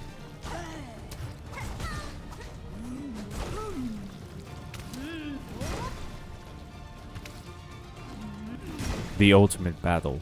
Fat ass versus my fat brain.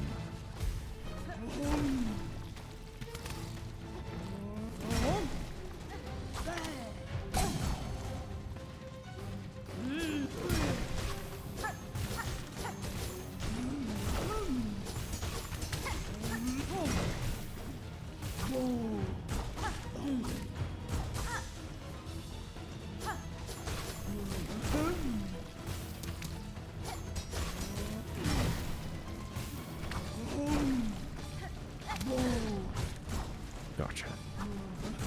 Oh, I baited you into hitting me so that I could hit you. My ultimate technique. Failing up. No, damn it.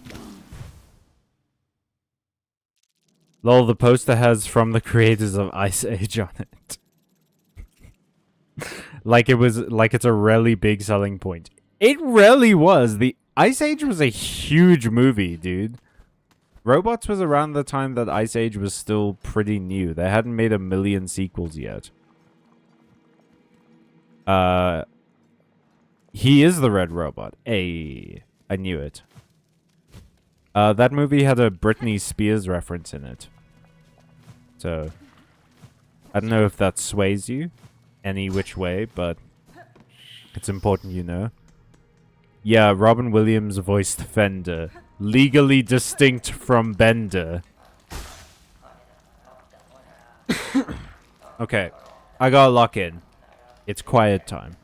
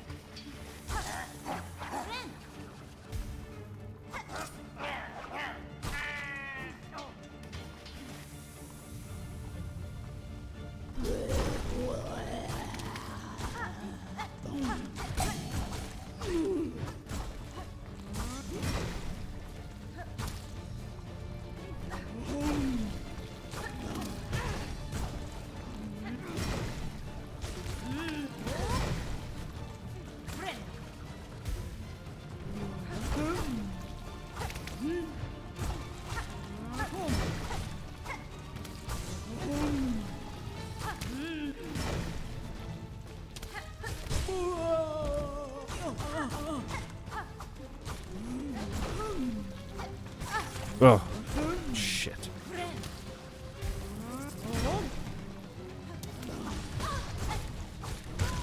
Ah.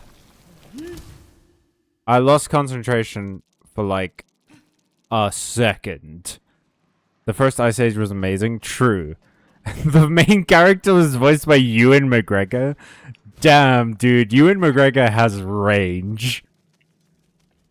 And anyone who says otherwise can meet me in the parking lot. Is that where you give your art lessons? Yeah, the art of getting your ass beat. The first Ice Age was an amazing movie, but Nightmare Baby will haunt me forever. The baby in the first Ice Age movie was truly the most terrifying thing to see. Existential dread in the form of a child.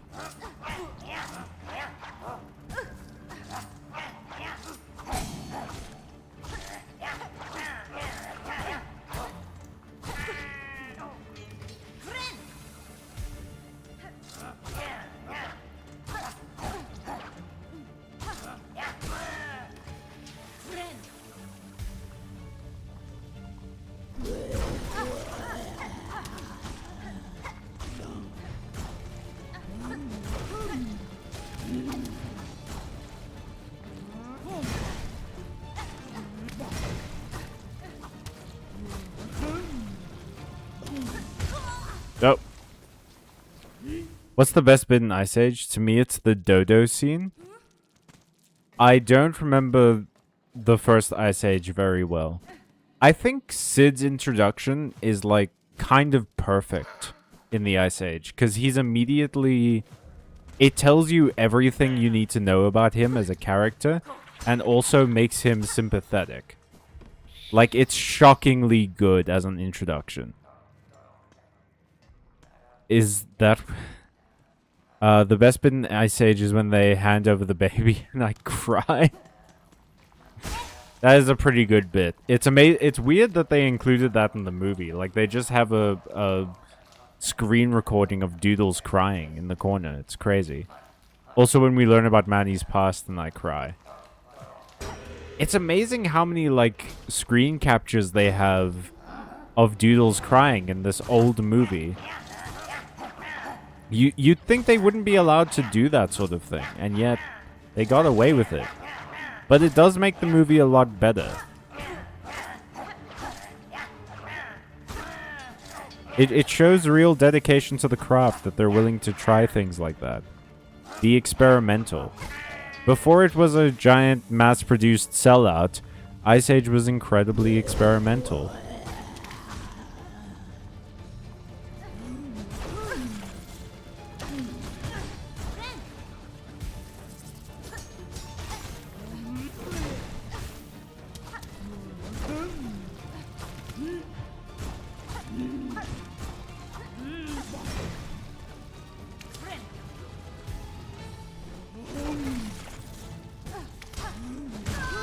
Yep.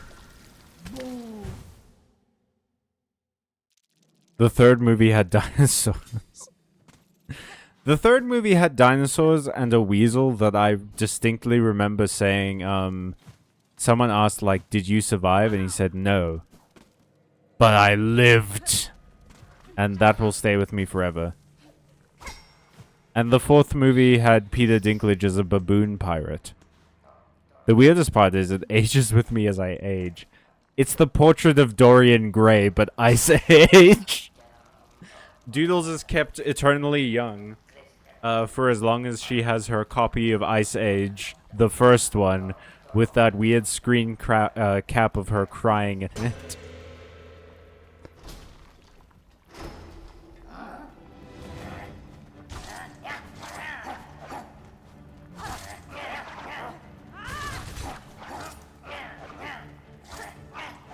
I love you, chefs. I'm sorry. You must die. This is truly the hardest part of the boss fight because it's emotionally taxing.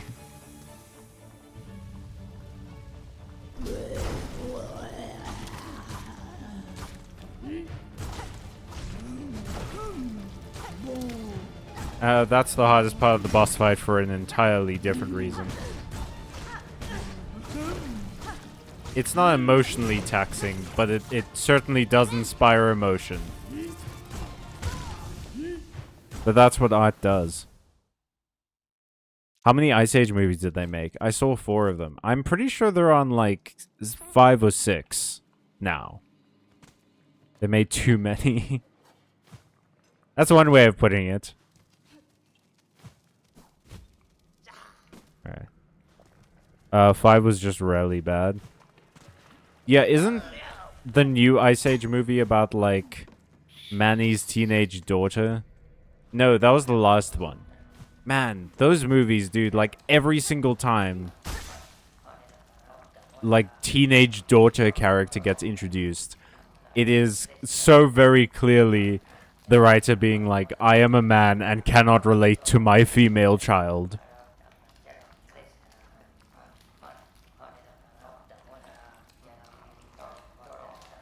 Let's go.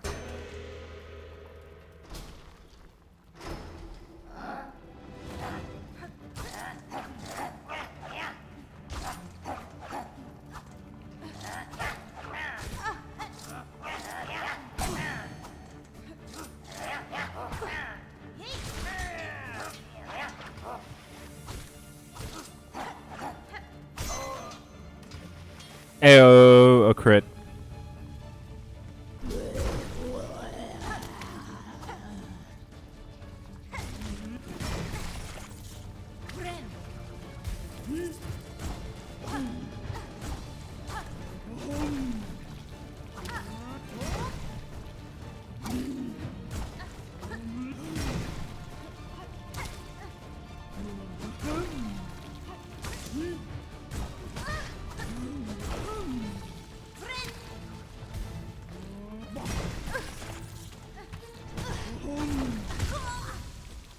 God damn. It's the fact that she, like, sludges me, I think is maybe the worst part of this. Do you, okay, so here's a weird thing that might only be... I actually wonder, this has to be, like, international, right? Like, this can't be just a South African door design thing, but there's, like... On my door, there's a metal sort of lip that comes out in the area where the latch sort of closes into the frame, right? And the metal lip on my door frame is pretty long. It extends pretty far out. The other day, my finger got caught on it and took off like a chunk of skin. And I don't know if this is, that whole metal thing is a purely South African design or if that's an international one. Do you guys also have that? Ole, did you know the day you were born, you're born was in the month you were born was in the year you're born? What? What the fuck? Asagi, what are you talking about? I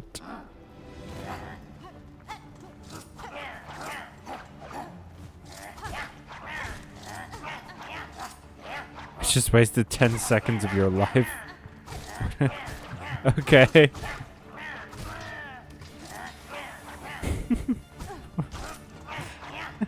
What?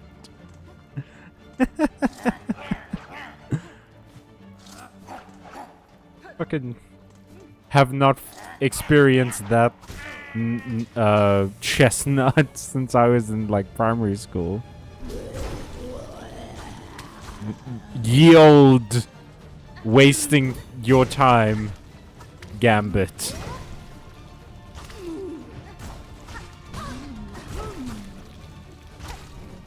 It's quite an astoundingly effective way to distract the guards while you try and break into the safe.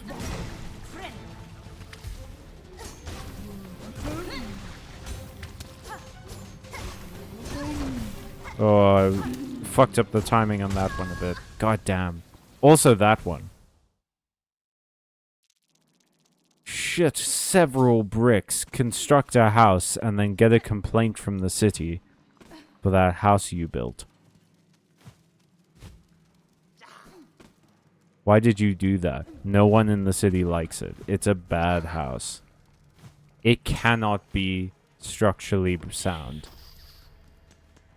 And I don't even want to know what the foundation's made out of.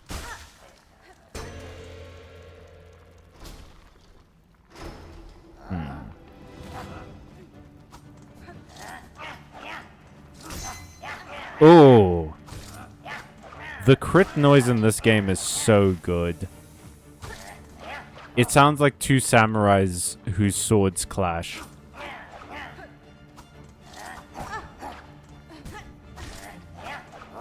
Ching.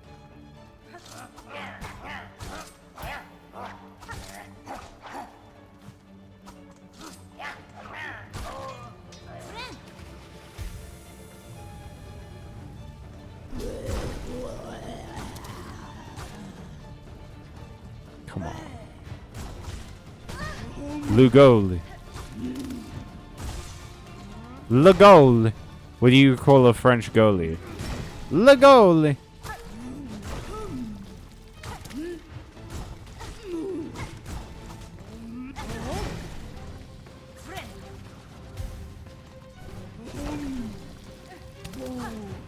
I like how when Hornet says Vren, occasionally it sounds like she's saying frick. Because it's like, if anyone should be able to swear, it's Hornet. Can't believe that got me right back there. Oh, okay. Okay.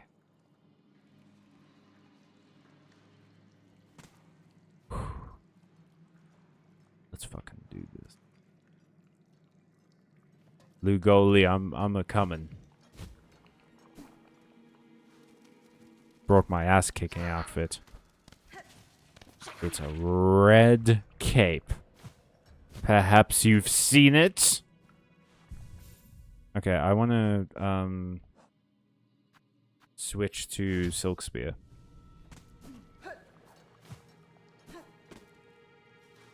Let's go.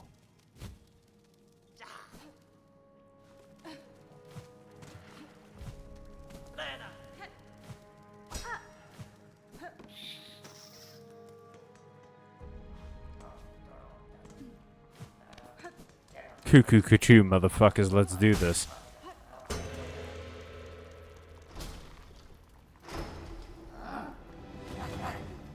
I like how they synchronize their huh? Also, damn, Hornet got some lungs, dude. She belted when she did that Silk Spear.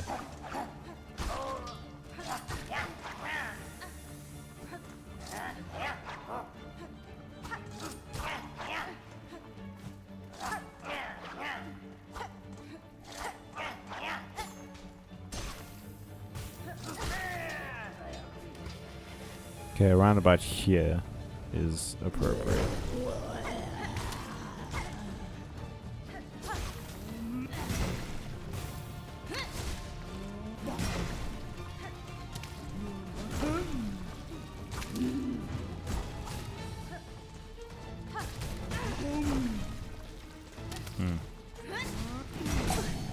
Ooh. Saved by the dice. Nope. Didn't happen that time. We thought it might have. We thought perchance. We perchance to dream, to think, to feel. And yes, it didn't. We were carried away by a flight of angels. And laid us to our rest, sweet prince.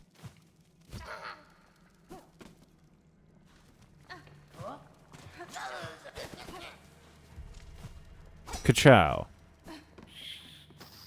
So, Asagi, I'm presuming that you're a Hollow Knight fan. Have you played the game, or are you just sort of watching the stream? Oh, wait, you talked about Hollow Knight 1 lore. So, yeah. I guess you are, presume. Look at me whipping out the $5 words. Oh, the rings kind of fall on their side if they hit the ground, and then they look like donuts. Or like bagels. Bagels. Bagel tiger.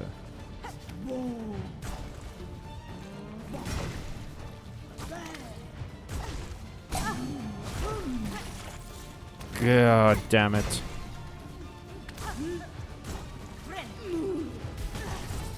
No, I got ass clapped.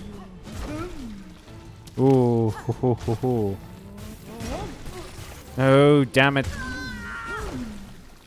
What are we thinking about Sea of Sorrow? I have no idea what to expect. The teaser was beautiful. The teaser for it was absolutely gorgeous. It didn't give us a lot in a way of information. There will be lightning and water? Perhaps jellyfish? I don't know. But it looks fun. I'm keen to see it. I'm keen to see what it's gonna add to the game. With the rate that I'm going, I might not be finished with this by the time we hit Sea of Sorrow. I'm excited for Sea of Sorrow since it's free. Yeah, I think that's a really good practice of Team Cherries. I feel like that things like that, like free DLC, is why they have so much goodwill in the community.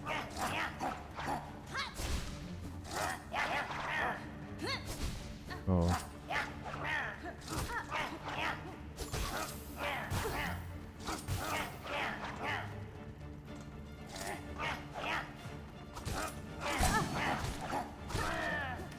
Meh.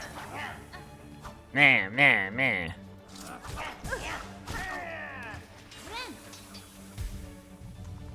Oh, this side isn't great for my purposes.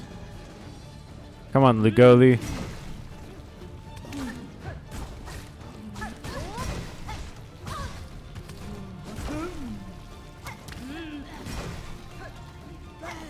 Oh, ho, ho, ho, ho, ho, no. Shit. Broke my bones at that one. This is going to be stuff we saw in the glimpse of the trailer. In the trailers.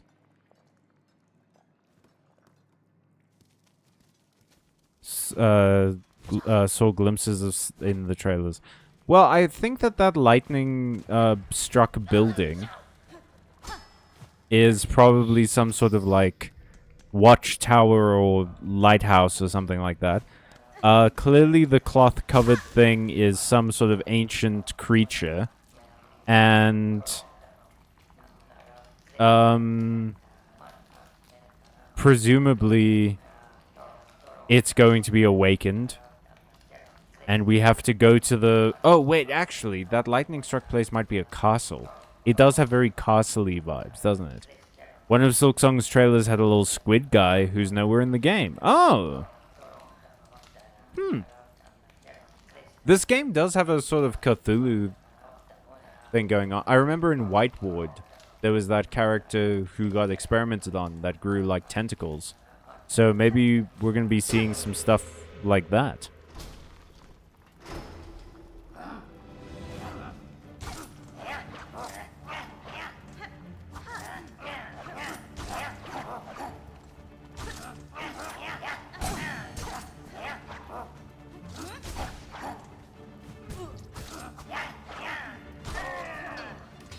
Oh shit, got them both at the same time.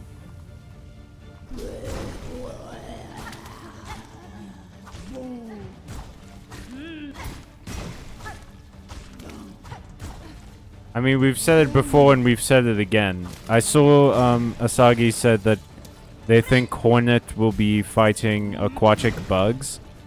This game has a stringent definition of bugs. As you will all recall, the bird bugs in that one place, that one Greymoor, who are totally bugs, man.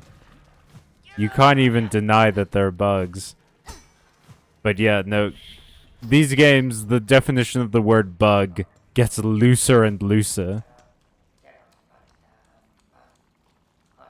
And by the way, I think Hornet is going to be fighting aquatic bugs if they're even real.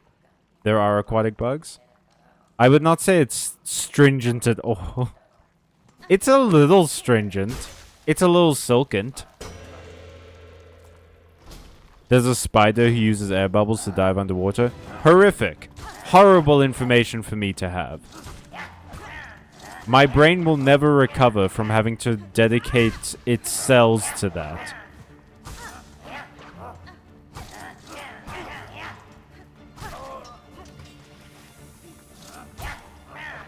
Bro, that's like that one Pokemon. The water spider. Yeah, Matthew, it's almost like they base some of the Pokemon off of real animals. Although I have yet to see a spider that can produce electricity, though I wouldn't fucking put it past this universe.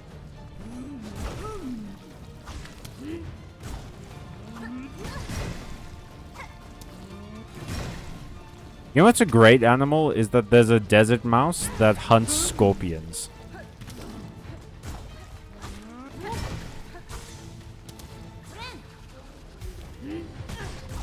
That's a sick-ass animal.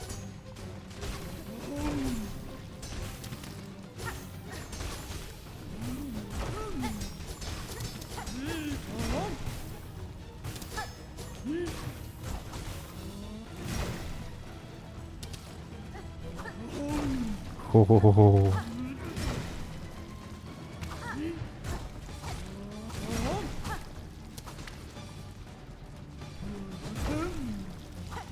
Oh no, god damn it.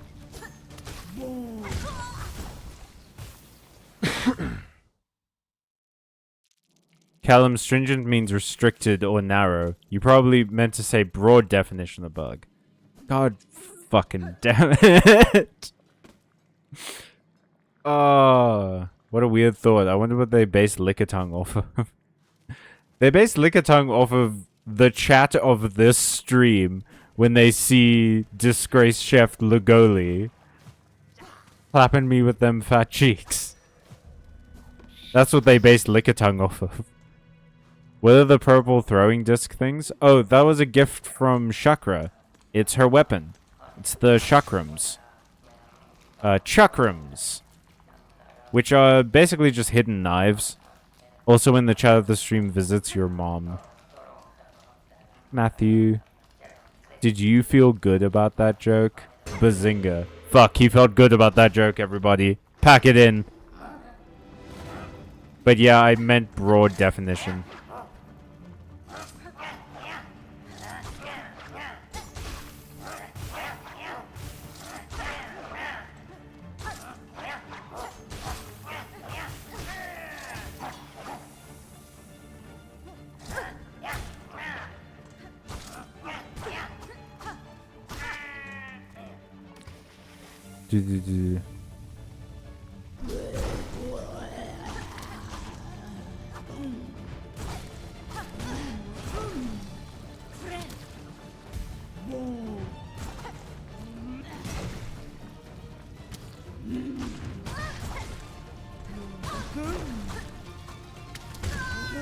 Shit. Horny is cooked if she's fighting a toe biter. It can grow up to 4.7 inches, 12 centimeters in length, IRL. Bruh, bazinga. Chakra said her rings crush their targets, not slice. Yeah, it's weird. I mean, her rings do look blunt when they fall over. I said they look like a bagel. Bagels are not historically sharp. But that is weird. They're like blunted chakrams. Because chakrams are knives. They're meant to be knives. Because you can wear a chakram. So you would be able to take it into a place where like your weapons would be confiscated. But if you need a knife, you can go with a knife. Crazy typo combo. Doodles. Matthew says problem trollface. Ew. You never scroll through 9gag? Am I surfacing your cringy high school memories? Wow. 9gag reference in 2025. The year of our Lord 2025. I don't want to remember. Who does? Although, to be fair, 9gag was a more innocent time. And there is a... Like, we can look back and say, like, old memes and rage comics weren't that funny at the end of the day. But there's, like, a simple charm to them that I like. No art tutorial for you.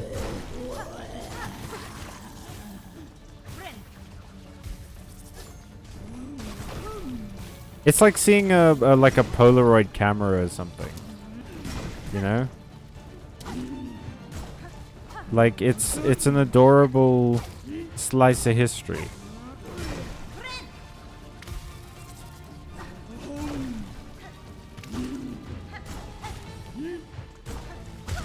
No, shit. Matthew, ask me a bionicle question. I'm distracting you. Deals is withholding information that is vital to my personal development again. Hear me out. Lace might be fuckable. The duality of man. I mean, they're all bugs, right?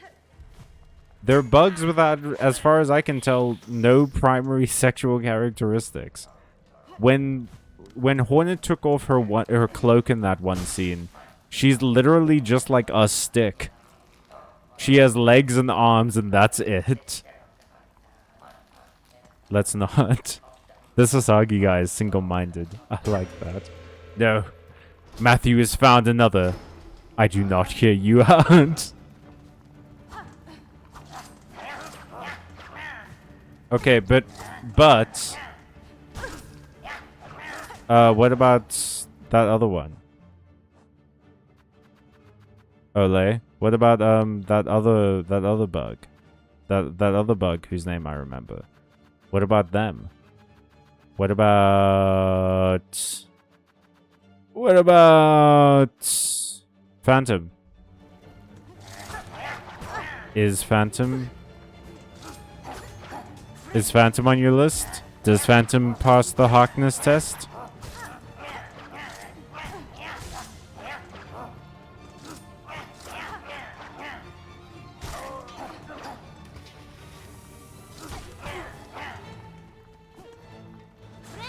What about us?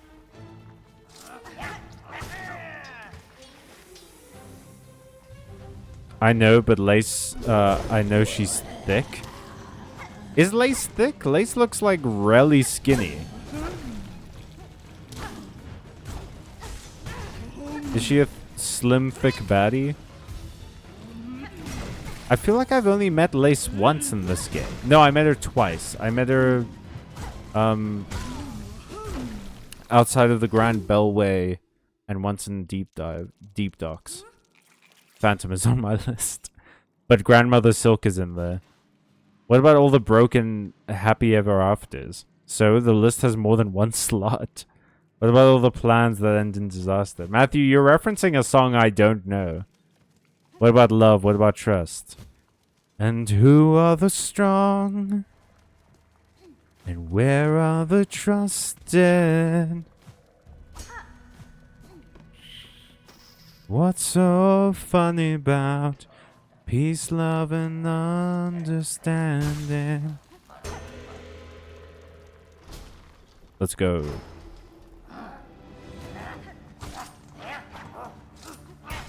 It's Pink. What about us? Oh, man. Matthew, you have referenced 9gag and Pink in the same video. This is... I feel like... Are you in, like, Memento right now? Do you have to relive old memories? Is Pink even still making music? You heathen, do not at me. I never said... Okay, first of all, I never said Pink was bad. I actually don't know if Pink is, like, a chill person. a lot of old celebrities have now come out in support of like Israel. Because it's giving them a minor platform and they're hoping to get back into the graces of the viewing populace again. Like Kevin Spacey is in support of Israel. Surprise, surprise, he's not a good dude. But I don't know about Pink.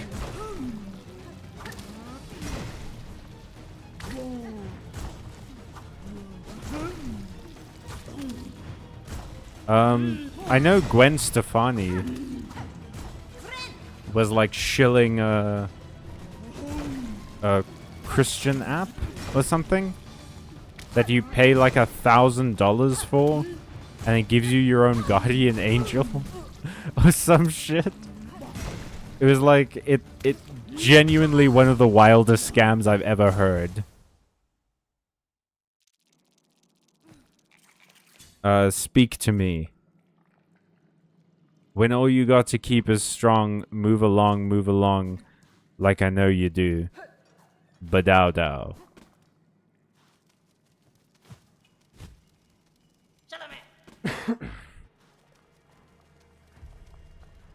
But yeah, has anyone heard anything about Pink? Is Pink still making music? Are they cool still? Do they still hate that one ex-husband who was gonna start a fight? Are they still a rock star? Do they still have their rock moves? Are they gonna show us tonight?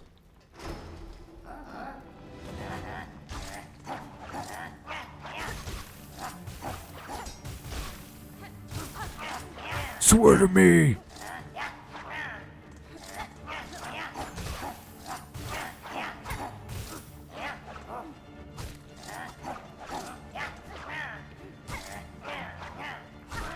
Qua.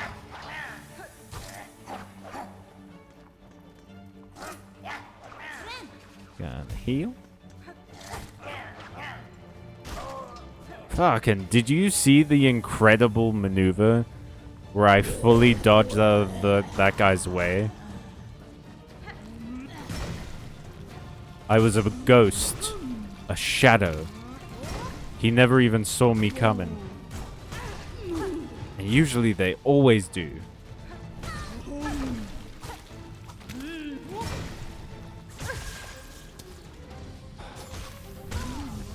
I hate this. Okay.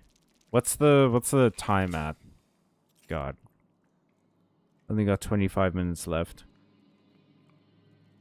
I mean, ain't no reason to stop, I guess. This is the new wall. I have to imagine disgraced chef Luigi gives you something cool. I have to imagine that, guys. I have to imagine it. It is required of me.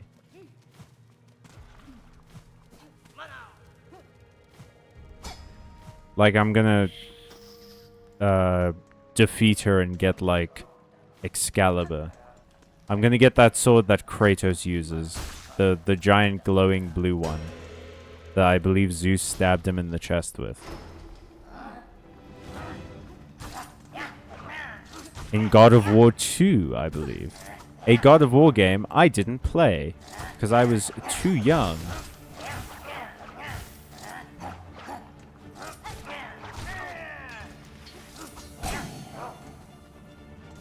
In fact, I was so young, the first God of War game I played was the PlayStation 4 remaster of God of War 3, and I'm pretty sure it was a couple years old at that point.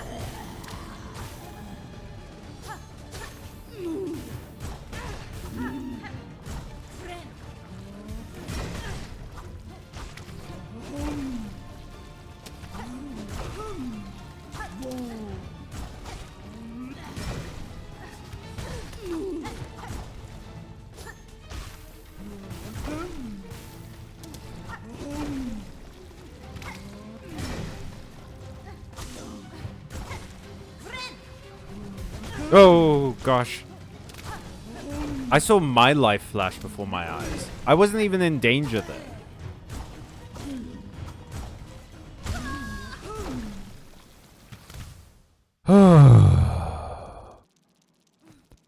Dude, this tutorial looks so good. Thanks for all the effort. Oh, cool. I am done with work and I have garbage markers to make garbage art with. I am ready for December. Hell yeah. I hope it helps. You guys sharing tutorials? Fuck yeah. Let's go. I'm on leave from tomorrow as well. Hell yeah, dude. I hope you guys enjoy your leave. Ka-chow. Oh, yeah, correct my posture. I need to get one of those things where you guys can tip me to correct my posture and make me drink water and shit. Callum, your server and mine now. Feel free.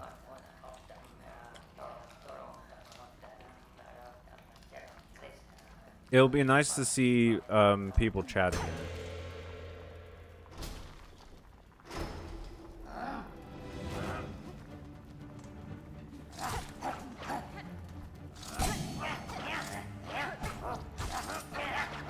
Of course the, like, awful slug place,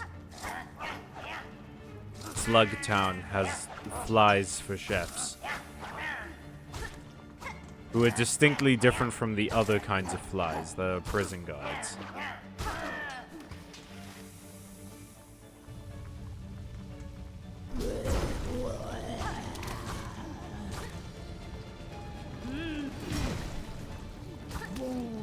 No. The cheeks. The cheeks are coming. I have seen them. I'm trying to get lunch, but the fucking lunch lady is dummy thick and keeps slapping me with her cheeks. All your silka belong to us. All of my silk currently belongs to someone whose title is Disgraced Chef. Which is ominous. Like, shockingly ominous. If I see a character who's like, Envoy of the End, I'm just like, whatevs. What does that even mean? But Disgraced Chef, my mind races. My mind recoils at the possibilities of what they could have done. Who's Disgraced Chef? This lady I'm fighting. Lugoli. Well, actually, I don't know if it's a lady. This could be a caked up dude. Or a caked up, NB.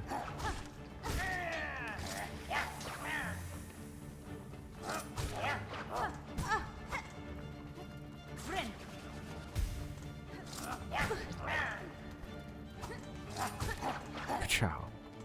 Uppercut. Immortan Joe.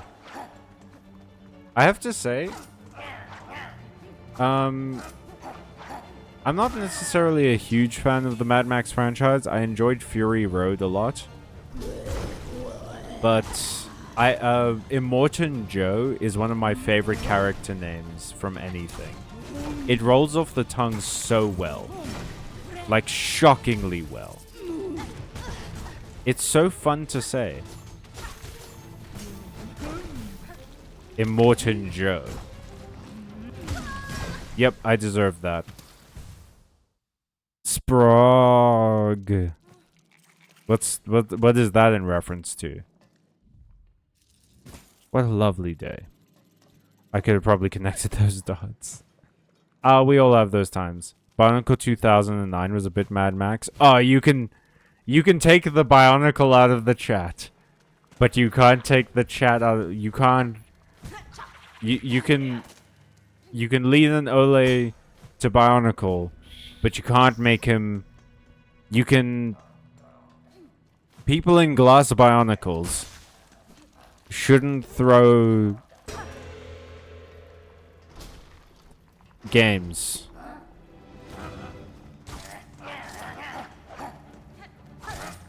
Mad Max 2 was the one with the Thunderdome, right? I never watched it. I had always planned to watch I watched a bit of Mad Max 2, I tell a lie. I had always planned to finish the movie until I found out what a douche Mel Gibson was. Because this was before I knew that. And then I felt bad about watching that movie he was in.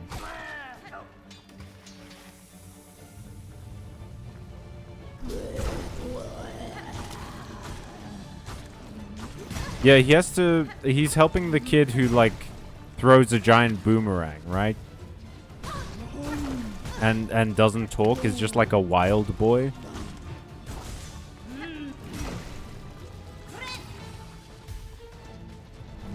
The only thing I did watch the first Mad Max movie, and it's, like, shockingly not apocalyptic. It's like, it's not during the apocalypse at all. Max is just like a cop.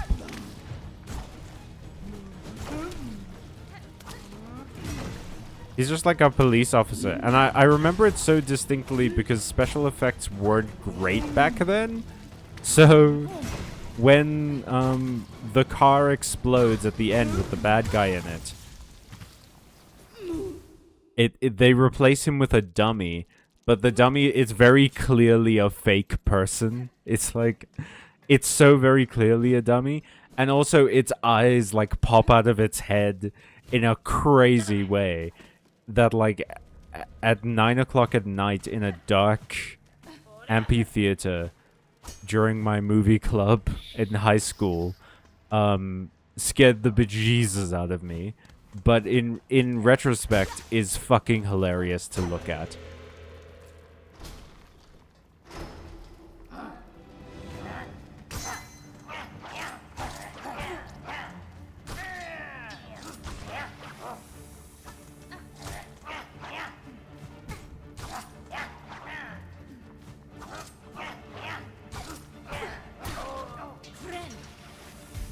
That was like 3 failed quips in a row. What can I say, Ole? If you're a master of your craft, you should do it.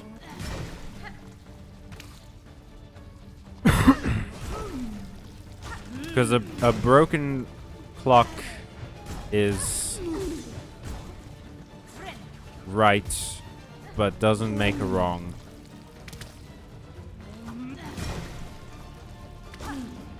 And never count your chickens.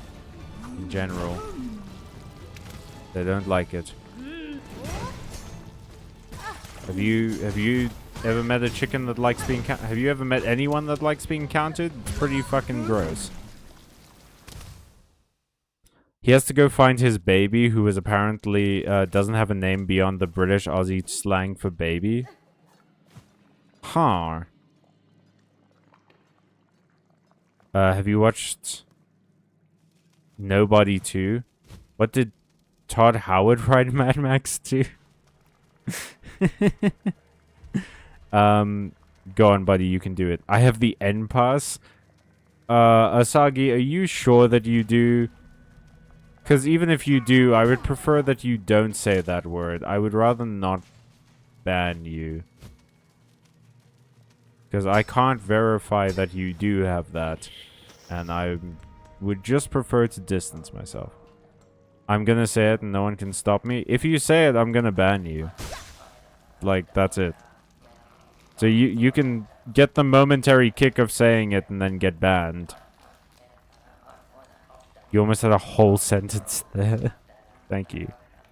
What the fuck is happening? Okay.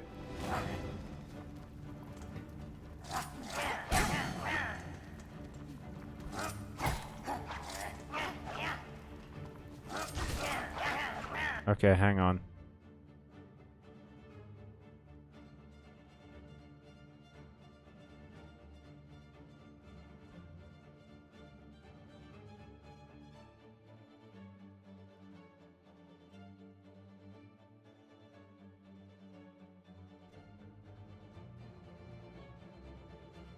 I don't know, but we're not doing it again.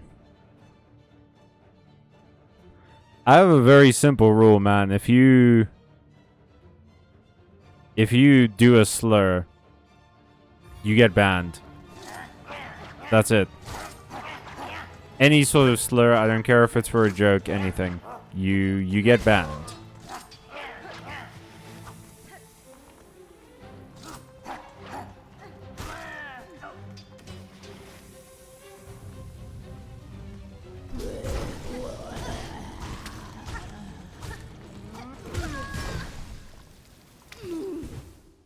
Thank you for banning that mess. I'm pretty sure I banned them.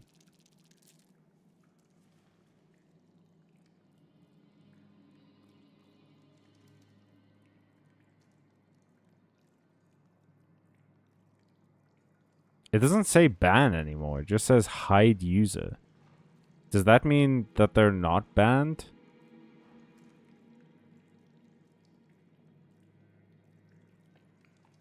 Weird.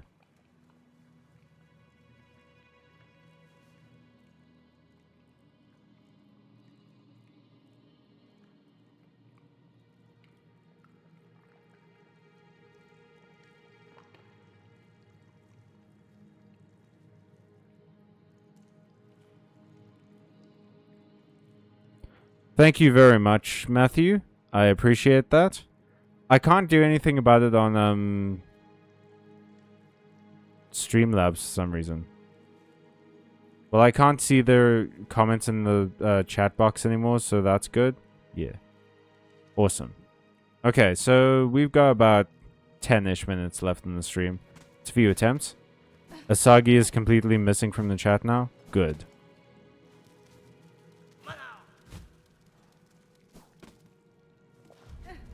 Alrighty. So yeah, Mad Max 1. I would strongly, just if nothing else to satiate your curiosity, I would strongly suggest going and checking the ending of that movie, because the death scene for the big villain is crazy. Let's do this.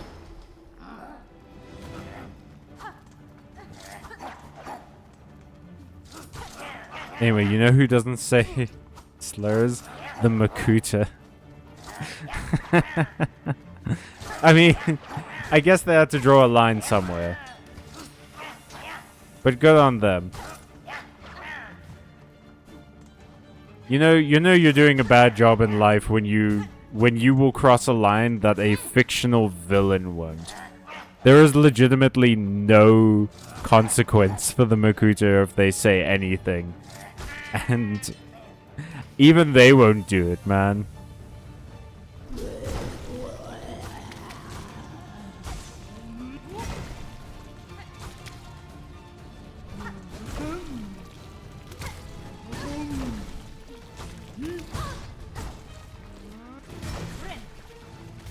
He's not only an equal opportunity tyrant, Ole, he's also great with animals.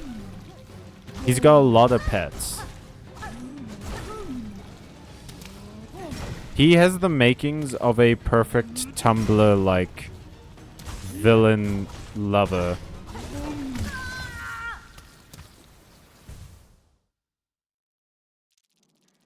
Mad Max 1 was a fucking wild time. Like, the apocalypse still had an ice cream shop. Was it during the apocalypse? Because none of that movie felt apocalyptic. There was no... I couldn't... There's nothing about Mad Max 1 that makes it feel apocalyptic at all.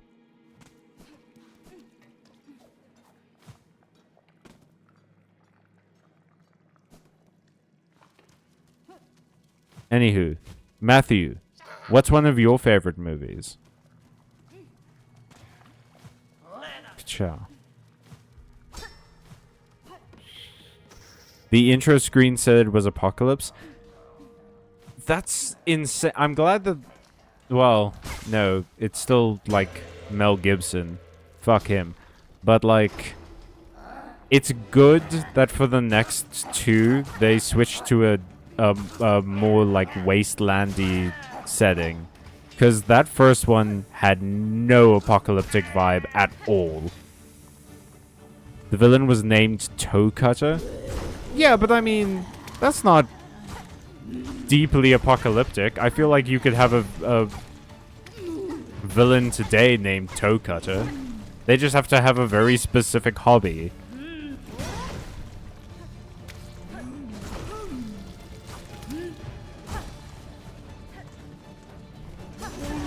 It would be wild if it's like, my name's Toe Cutter. It's because I'm really into macrame.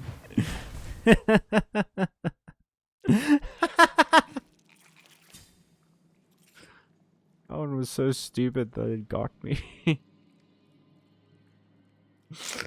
I don't know, bro. The Land Before Time. That is a solid movie. Fucking Toe Cutter. I just think Toe Cutter is a less than optimal villain name. I mean, it's to the point. It's direct, at least. You know what he's about right from the get-go. How many other characters can say that? The Hitchhiker's Guide? That was a pretty good movie, too. Aeon Flux. I haven't heard Aeon Flux in a long time. Also, you said Smile. I don't know what that's in reference to. Is Aeon Flux not a good movie? Like, Immortan Joe is so cool. We've really come far since Toe Cutter. Immortan Joe just has such a, like, phonetically pleasing name. I think it's a good movie. Oh, okay. Was that just sort of like a flavor text smile then? It wasn't like to imply anything?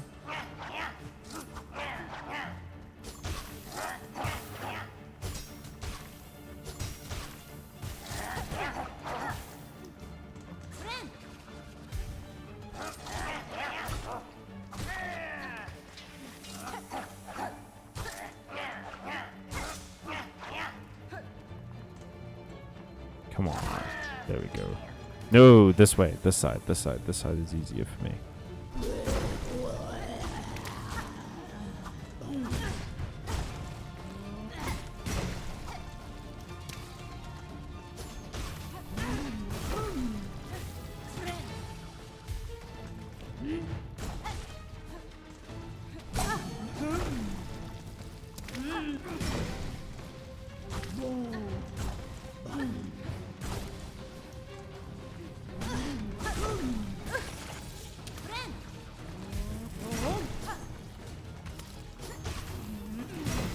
She ass on my clap till I cheeks. I don't know, that was just in my head. I needed to get it out of my system. The film opens... Hang on. Nobody else thinks it's a good movie is why I smile. I remember my sister enjoying Aeon Flux, and Aeon Flux has cool ideas. Like, it has that one lawn where the grass is actual blades. Like, the grass will cut you up. And I think that that's a cool idea. Because that's such a... Premise-wise, it doesn't sound like a very effective trap, but consider how little you think about walking on grass. I would die. It would immediately kill me. The film opens a few years from now in Australia in a dystopian future where fuel is scarce and law and order has begun to break down. Okay, well, it says begun to break down, so this is like mid-apocalypse. Or like just after the apocalypse. I did see that movie. It was weird. And then a few years later, we have the War Boys, I guess. I mean, fuck me. Till I cheeks. Australia equals dystopia. I mean, water is... Did it say water is scarce? Or fuel is scarce? Because if it's water is scarce, that explains how the entire region became desertified. Like crazy.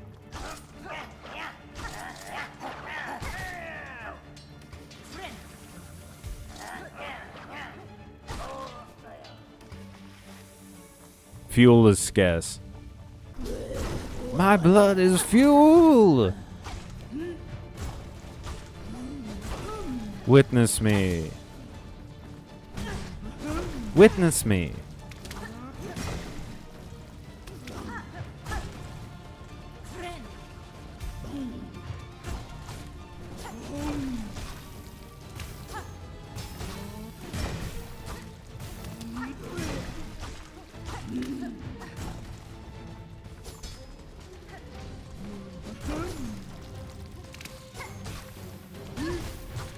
Oh, that was silly.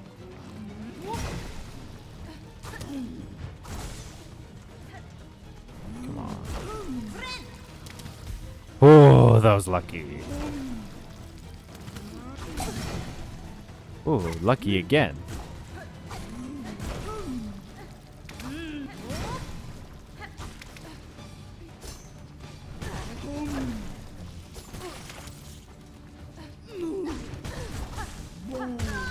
No. Shiz. I think water is important in Fury Road. I believe it is, yeah. Or Tank Girl. Everyone should watch Tank Girl. Yeah, water was Fury Road's thing.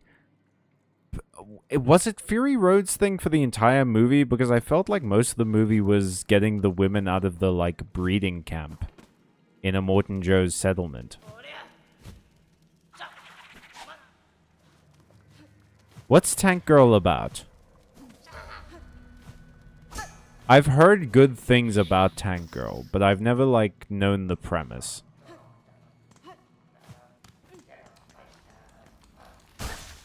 Ka-chow.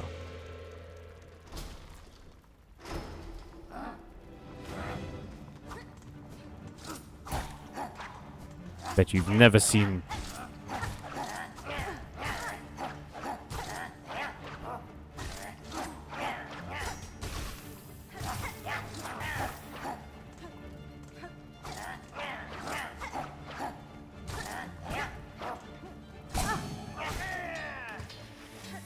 Dude, seeing the chakram bounce all over the room and then hit the enemy activates the happy chemicals in my brain.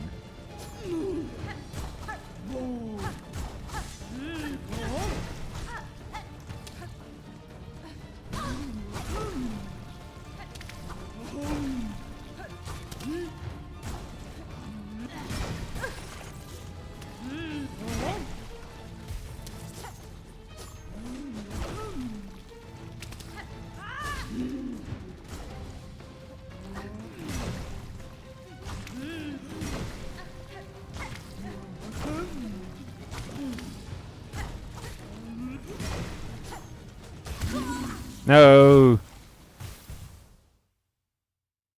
Immortan Joe was hoarding water, so when he dies, the heroes stop restricting access to it. Oh! Okay. What the fuck is this Tank Girl movie? Tank Girl is amazing and takes place also in Australia in a future where it has stopped raining completely, and the limited water is controlled by a company and named Water and Power. Ah! Maybe we should watch it sometime. Well, not we. Sorry, chat. I don't think I can stream movies to you. Truth in advertising at last. And with that delightful message, thank you so much for watching, everybody. We're going to call it there tonight. Next time, we will try and take down this disgraced chef once more. Hopefully, we won't get clapped quite so hard. Have a good night, everyone. I will see you on Friday for Yu-Gi-Oh! Keep an eye out for the short that comes out in like an hour or two. And make sure that you have some fruit today as a healthy snack. Oh, wait, my premise. No, just say your premise on the Discord. Sleep well, everybody. Have a good one. Stay safe, stay watching, stay kind, stay calm, stay away from caked up chefs. I know, that sounds like bad advice. I've just given you a case study that they will destroy you. And as always, stay magical, everybody.